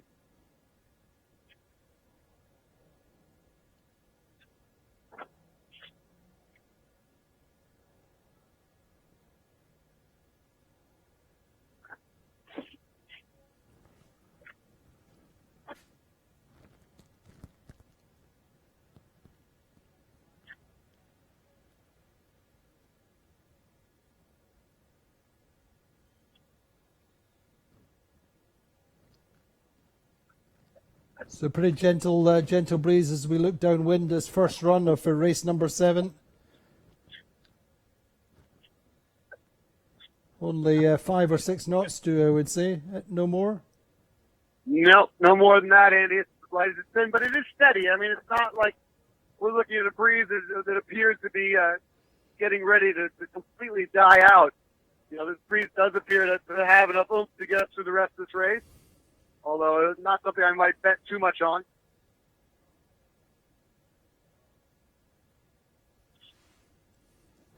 Race committee appears to have moved. We're approaching the leeward mark here, and he moved the leeward mark upwind and also a little bit to the left side of the course, perhaps indicative of a shift maybe to a little bit to the north, or sorry, to the south for the breeze direction. So a question for us, Stu, from Facebook or from Twitter. Would the 52 Super Series put coloured bow dots on the boats like they do in the Olympics? I think that in general, all the 52s are immediately identifiable by their branding and the different colours. There's not too many problems with identifying which boats are which. They have these large bow numbers. And so in terms of identifying the boats coming off the start line, they're never usually a problem. No, they got the colors, the bow numbers. Of course, all the boats are different colors, and and also they have different sails too. Oftentimes, which boats have the sails that are all black, the all carbon, and which ones have the ones that have the film, laminate film. So that helps as well. But certainly, it's a valid point. If you don't, if you're tuning in and don't watch this too often, it takes a little bit of time to work out who's who. But it's the boats are pretty identifiable. Sometimes it's you used to get mixed up between Interlodge and Ran Racing from a distance. Similarly, Allegri and Sled, similar colours from a distance. We do pick up the subtleties of the sailcloth, also the camber stripes, things like that. It doesn't take long to work out who's who. Yeah, and for those who are wondering, it's always great to have that tracker running side by side with the broadcast. So as they flip back and forth between the live pictures, you can sort of track the fleet and see who is where as they go up the course. It's really remarkable to sort of watch those trackers and see what side works and what side doesn't. It's a real great learning tool. Stu, at the moment we're just flipping between the virtual and the drone shot, and it really is. It's pretty impressive how you could almost overlay one over the top of the other. Yeah, right, exactly. It's a great job from Virtual Eye. They can put whatever graphics you want. They can literally make the animation look almost exactly like the boat does in real life, which is a pretty remarkable feat of engineering from that team. Indeed. Anyway, Sled leading down this first run. Gladiator second, Quantum third. No change there. Looks to be pretty slow there. Did you hear anything further about a shortened course, or did they reduce the course distance? I think they reduced the course distance. Like I said, I also think they pulled it a little bit over here to the left side, maybe in anticipation of a bit of a right shift. I'm not quite sure when that shift came in, but we are a little bit to the right of where we started, a little bit to the left of where we started. So the breeze may be going a little bit right. We're seeing a few boats now jibe out. Quantum's still going, but Gladiator and Sled have both come over onto Port Jibe. Sled not too far off the ley line. They're going to sort of look like they're in a pretty comfortable space here.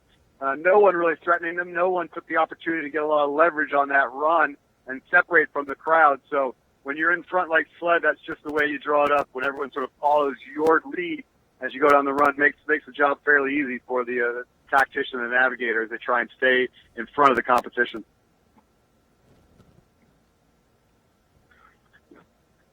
But as we look back up the track, I mean, this breeze is as light as it's been, 5 or 6 knots, no more than that. So it does look fairly steady, but when it does get that light, the difference in just a knot or two can make is substantial. So if there's a little bit of an increase here or there, it can really push one boat forward. And on the other hand, if you drop into a little bit of a hole, you can lose quite a few boats. So these guys will be, as they get up this next leg, I think they'll be doing everything they can just to stay in the pressure.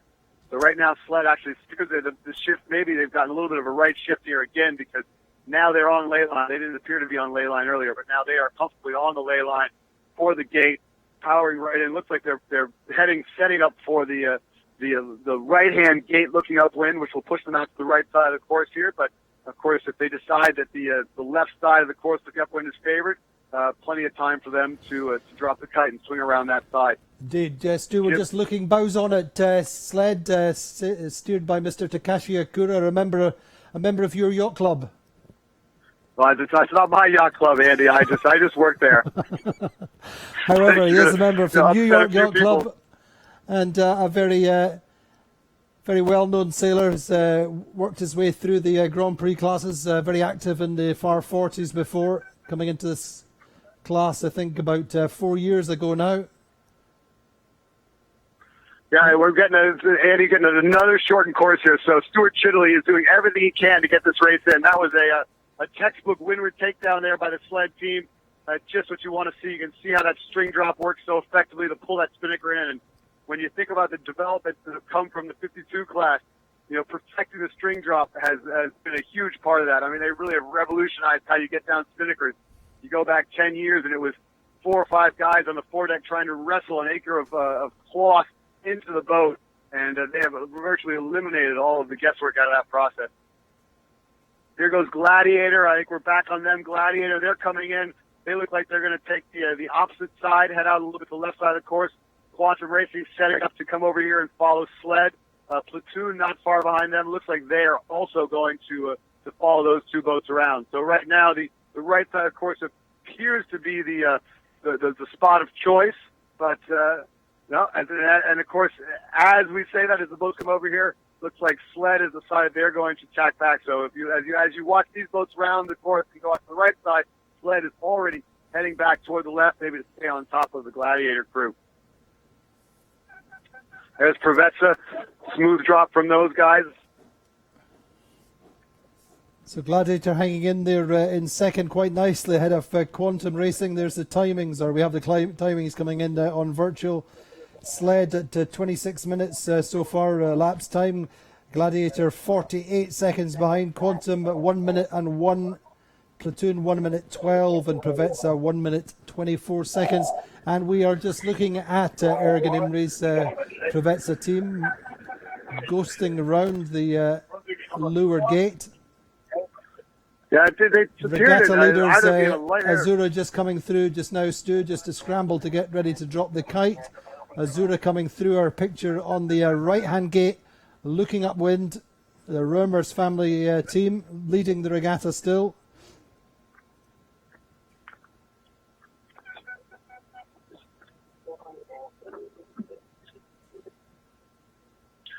So now, as you guys are watching Azura come around, I'm looking at the track a little bit, and Sled has crossed in front of Gladiator and tacked, not necessarily on top of them, but certainly Gladiator has room below them to roll, so not a real aggressive covering move, but certainly they've decided they want to stay in between the red boat and the windward mark.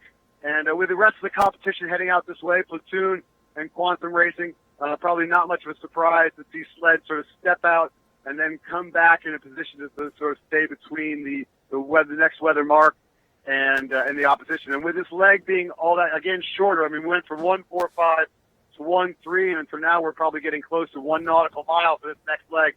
It's not a lot of room to get around boats, and Sled probably doing the smart conservative thing, which is just to play some defense, stay toward the middle of the track, and keep the rest of the fleet behind them.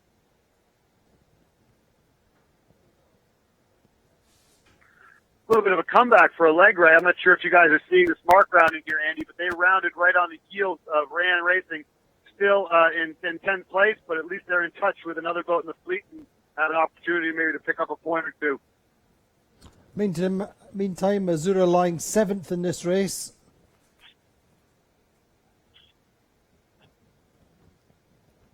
Battling hard to pick off Brunenisek. Very close with them, funnily enough, with the top two boats in the previous race. Now lying 6th and 7th. Provezza once again steady in 5th.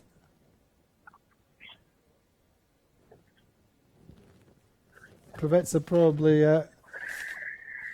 one of the more conservative teams.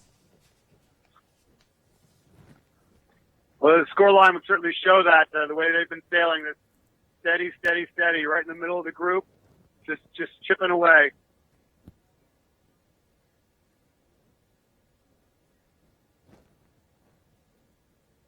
But at some point, as you get toward the bitter end, toward the business end of this regatta, if you're Ergen Emery and his team on Provezza, and you're looking around at the boats that are near your platoon, Quantum Racing, you've got to start making some decisions about how you're going to stop those guys from getting in front of you, and how you're going to maybe get up that one or two good finishes that will get you from locked into the 3rd or 4th and up to 2nd place.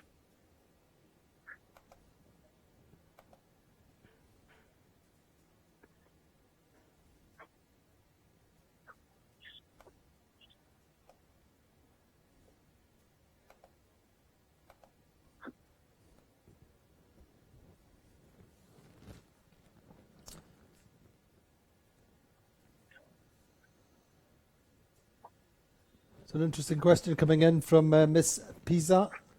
What do they use iPads for? It's the navigators tend to use the iPads. They have all their navigation information coming into them, and the performance in real time of the boat. I thought they used the iPad to listen to you and I commentate on the racing that was going on, Andy. That's exactly right. They're constantly monitoring our commentary, making sure they're doing the right things, and watching the live on the app. Which is exactly why Provezza just tacked away. Anyway, no, they have constant updates with their all their navigation software, and all that hardware becomes smaller and smaller each year, pretty much. Yeah, there's a tremendous amount of data being fed off these boats, and the navigators are monitoring some of it, of course.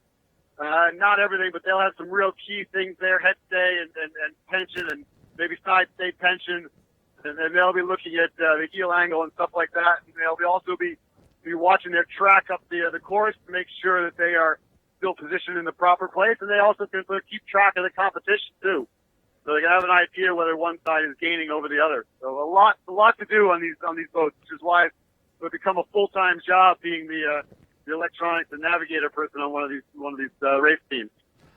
Absolutely, Stuart. I mean, the amount of data that is crunched after racing each night for the top teams is nothing short of extraordinary.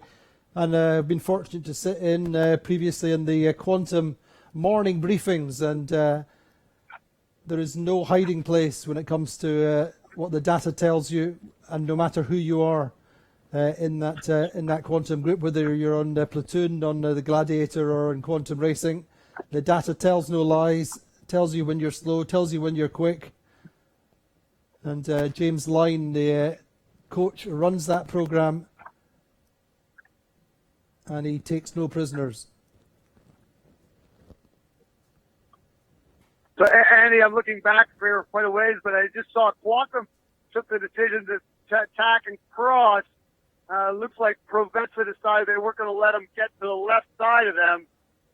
So I'm wondering, are you seeing Provezza sort of move into 3rd here? Where do they stand relative to Platoon and Quantum? Yeah, Provezza appear to be on 3rd on our leaderboard. We're just watching, I think, Gladiator digging into a little bit of a knock, losing a little bit of separation to Sled to windward.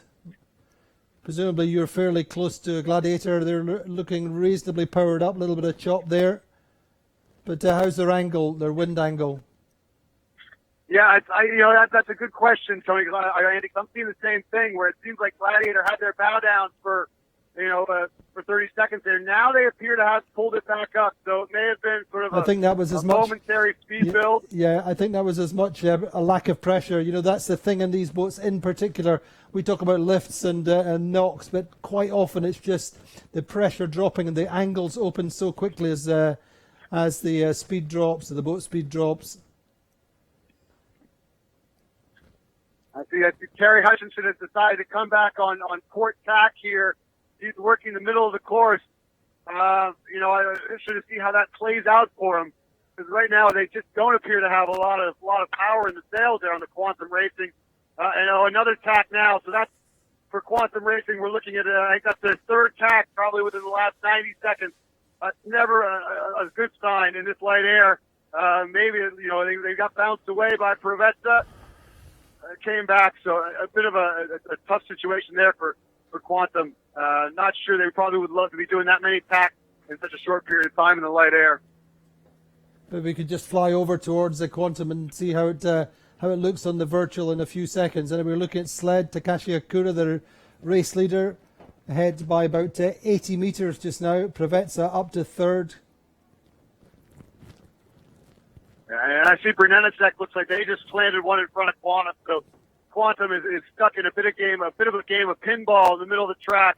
Yeah. And I think that it's probably hurting their chances of getting up there. Meanwhile, out on the left side here, we're heading out this way. You have Provezza coming out and not looking that bad. I mean, they're going to solidify themselves into third. And I think Tony Langley's got some work to do to get back across the fleet here if he wants to hold on to second.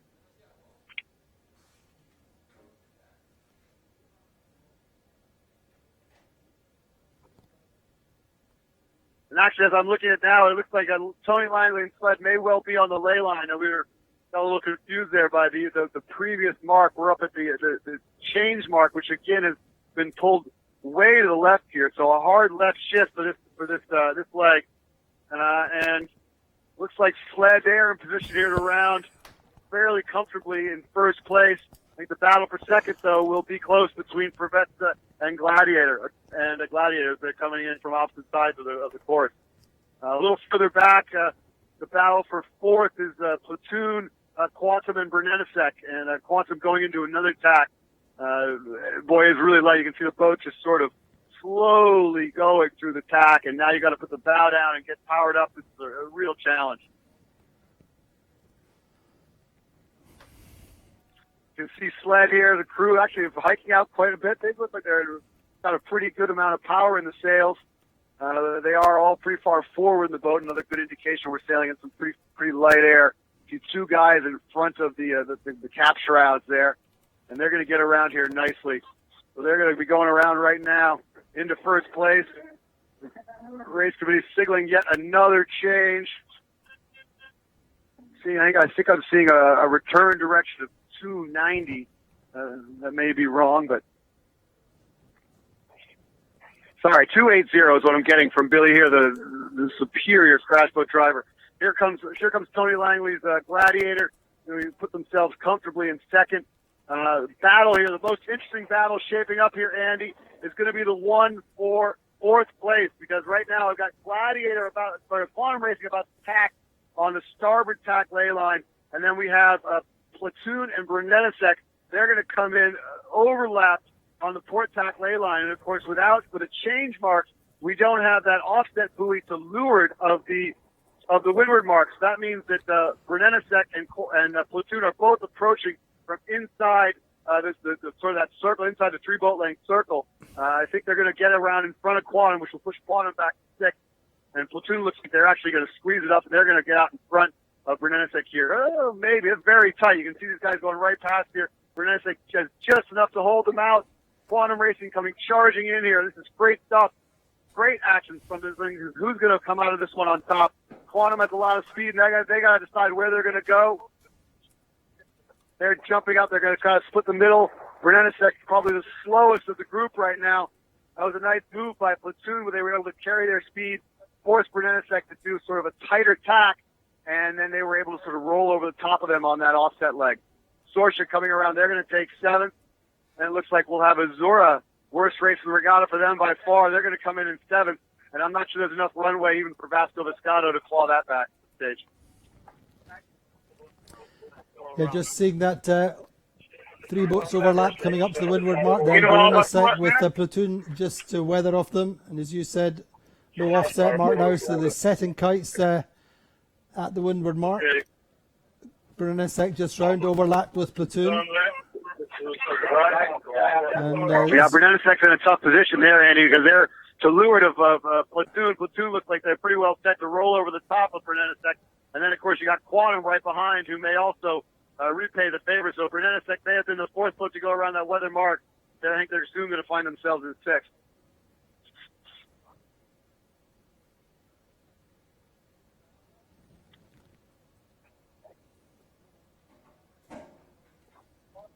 So, question from Luca again. Posted a question earlier on in the race. He's asking whether the ley lines on the graphics follow the wind shifts. Well, the ley lines are calculated by the position of the windward mark. So if the windward mark is moved on the virtual, the windward marks are tracked. They have a tracker on them, and the position is relayed also manually by the race officer. So we do move the windward mark to its real position, and as the windward mark moves, then the geometry of the ley lines moves with it. In general, that's the plan. Doesn't always work.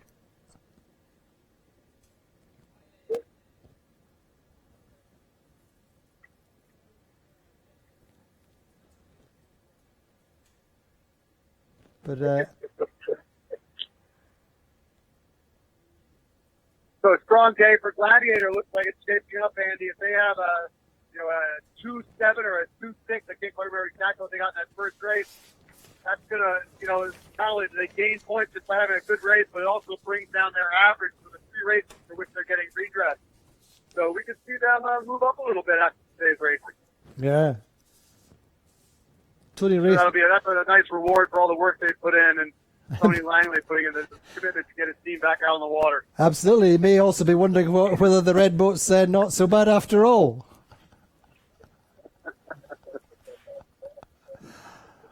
Nice to have the choice, though, Stu, isn't it? To have the choice of 3 different 52s.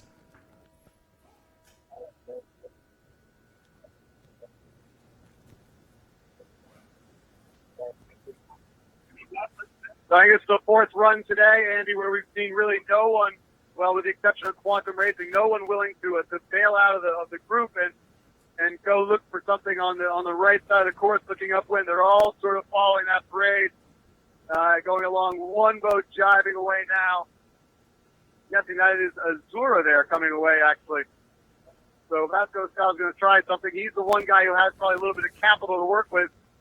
Given the lead he has going into this race, if he wants to try something, he can do that. He'll still be winning this regatta by the end of the day.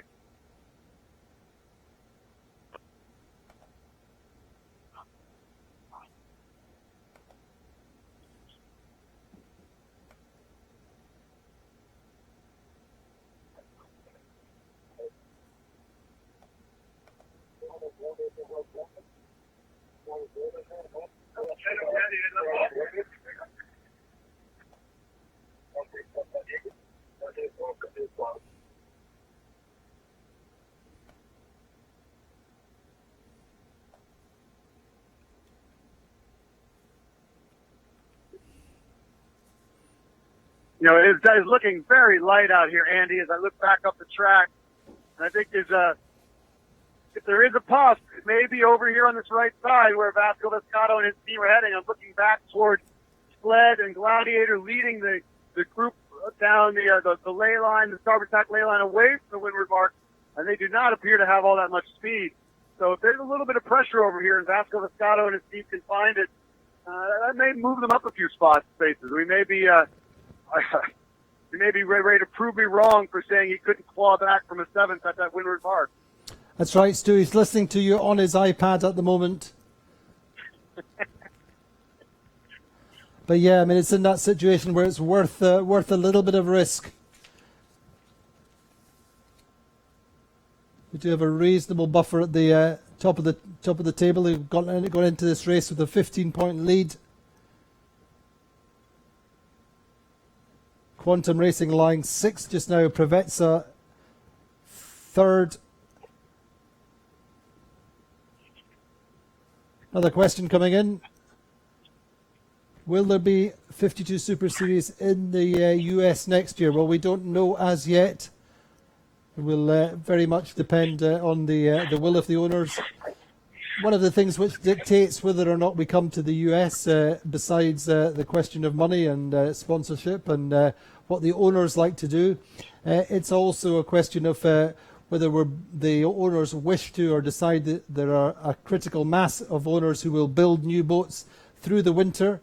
And just by virtue of that, if owners decide they're building a new set of boats through the winter, then we tend not to come to the US because January and March time the boats are still in build or just finished building, and the majority of boats are still built in Europe or in Australia and New Zealand.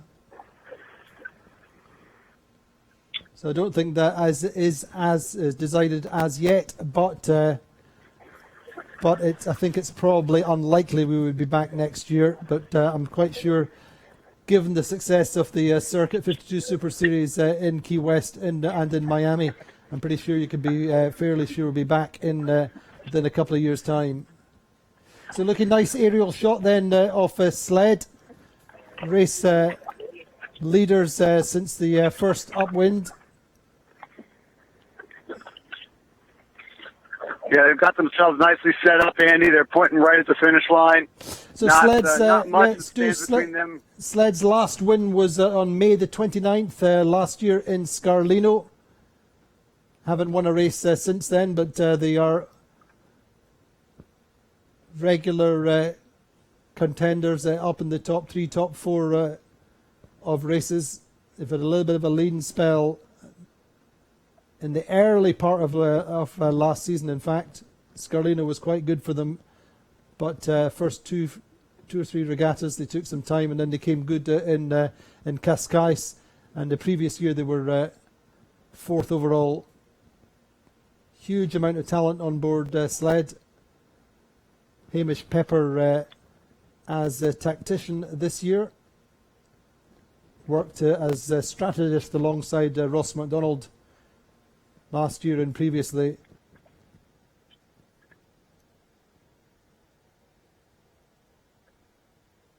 Yeah, they're looking quite good as they come in here, as is Tony Langley's team on Gladiator with a second very strong result for Tony. Is that tactician Ed Baird, the rest of that crew.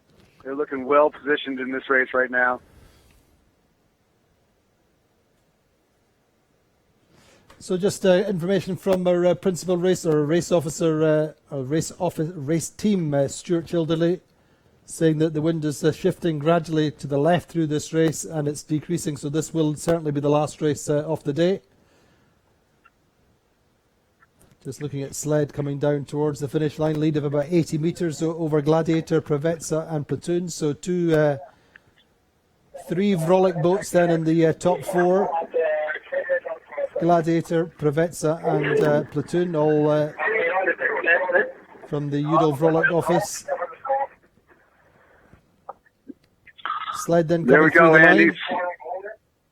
Sled across, sailing under the AP over A, which is the signal, universal signal for the end of racing for today. Here comes Gladiator, and they're looking like they've got a little bit of pressure here. So I'm thinking that the decision by Azura to go out to the right side is probably not going to pay too much for them. I wouldn't be surprised to see them lose a spot or two as they come back in touch here. So there's Gladiator taking a second. They get a big blast from Tony's other boat, the motor yacht Corinthian, which is out here in the spectator fleet. It is the spectator fleet.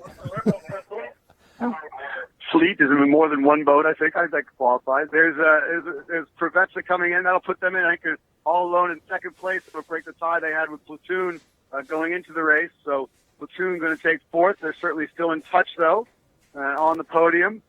And then there's 3 boats coming down here, the same 3 boats that we saw. Sort of Platoon was able to sort of sneak away. It shows you they were, rounded that windward march, Platoon overlapped. Platoon get 4th then, Stu? Yeah, Platoon in 4th. And then the Quantum Racing is going to come in here into your picture right now. They're going to take 5th place And then I would Sorsha and Bernadesek, I think, are almost bow to bow here. Bernadesek has a better angle, but I think Sorsha's got just a little bit of an edge here. I'm going to give this one to Sorsha. I think as they come down, they're going to soak down just in front of Bernadesek. So solid day for Peter Harris and his team. Bernadesek's going to come across there, and they're going to take 7th place. So Azura did lose a spot there. They were in 7th, and now they're going to be back in 8th there.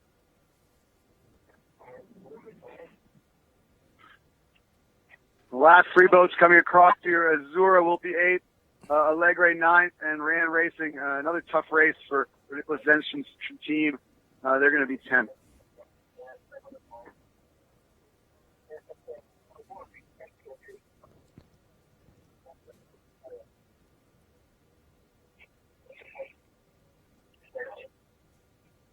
There you go. There's Allegre, Andy Soriano back at the helm again after missing that 1 day of racing with his ankle.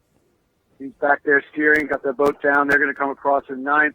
And then Rand Racing, Nicholas Zenstrom will be across at 10th just here in a short bit of time. So our provisional top 4 then, Azura leading now by 10 points on 17 points. I have a Preveza in second on 27 points. Platoon on 28 points and Quantum Racing on 34 points. So Azura will indeed carry a 10-point lead into the final day of the Miami Royal Cup, the second event of the 52 Super Series in North America this season. Quantum Racing then in 4th on 33 points. So there you go. Standings just now, Azura 17, Preveza 27, Platoon 28, 33 points for Quantum Racing, Brennesek 40, Sled 42, Rand Racing 47, Sorsha 48, Gladiator on 53, Allegra 56. So Stu, what do we think Azura will do tomorrow? What would your game plan be coming in with a 10-point lead? I would imagine we would just do 2 races, but you never know. It will very much depend on the conditions. The expectation and hope is to do 2 races, but unless they move the starting time up, there won't be really time to do a 3rd race. That's right. So 2 races, and with a fleet this big, 10 points, as well as small rather, 10 points, a pretty solid cushion, but not quite what they started the race with. And I'm sure they were sitting there thinking that they would be a lot happier to roll into next week roll into the racing tomorrow with that advantage, because you put together another 7th, and this thing is going to get very tight all of a sudden as they look toward that last race. So they did put themselves sort of back in reach of the fleet. They are still with this regatta. They're in a very strong position, but really another good race today, and they would have all but locked this thing up. Indeed, Stuart, indeed. And I mean, obviously, in days of old, and when we had Ed Baird on the helm of Quantum Racing in this situation, you might have seen a little bit more conflict tomorrow, but I think everybody will tend to sail their own game, try and stay out of trouble initially at least, and we'll just see how things work out. But no question, Azura leading by 10 points going into the final day. They've sailed impeccably so far. A little bit of a wobble there in that race. What do you put that down to, Stu? I'm not quite sure. I mean, they certainly got maybe a little bit risky on that last run. They had a chance to sort of go forward and try and pick a few boats off. But, after the way the breeze has been shifting around, I think it's remarkable they've been able to go this far into the regatta without having really a bad race or even anything but a great race. So the fact that things didn't work out their way this time may be simply a matter of the fact that you just cannot be on top of the wind all the time, and every now and then things are not going to work out for you. And corresponding the previous race, obviously, we had 3 boats over the start line, and that did kind of work a little bit in Azura's favour. The line just opened up. They were down in that end of the line and managed to get away, and good speed in the lighter airs. But that's our racing for the moment. We'll see how the podium plays out tomorrow, but really advantages with Azura. A good race for Sled. So it's been a long time since they won a race. They won in Scarlino last year. No, it's going to be quite a battle for second place. Preveza, of course, that they are very, very eager to make up for the fourth place finish. They had, the podium, even first place within their grasp in Key West, and they just dropped back just a little bit and were the victim of a tiebreak ruling in the final day, tied with two other boats for second place and ended up finishing fourth. So I think they're very eager to if they continue that steady sailing, I think they'll be right where they want to be tomorrow. But on the other hand, any one of these boats could put together another blinder of a day. We've seen Platoon do it here and in Key West. If they can do that, it's going to be hard to stay ahead of them. Well, Stu, as ever, thank you very much indeed for all your input on the water. Same job tomorrow, and hopefully maybe a little bit more breeze, but we think we'll probably see two more races. But the action continue through the day. Join us, 52 Super Series TV, powered by Quantum Sails. We bring you all the action live from the water. Meantime, join us again on Facebook. Just in a few minutes, we'll do a Facebook Live as the sailors come ashore, try and get the reactions and a little bit of insight into how things really felt on the water. And looking forward to tomorrow, what the game plan will be, what perhaps the forecasts for wind will be with some of the best navigators in the world. But join us again tomorrow on 52 Super Series TV, powered by Quantum Sails, for the last day of the Miami Royal Cup.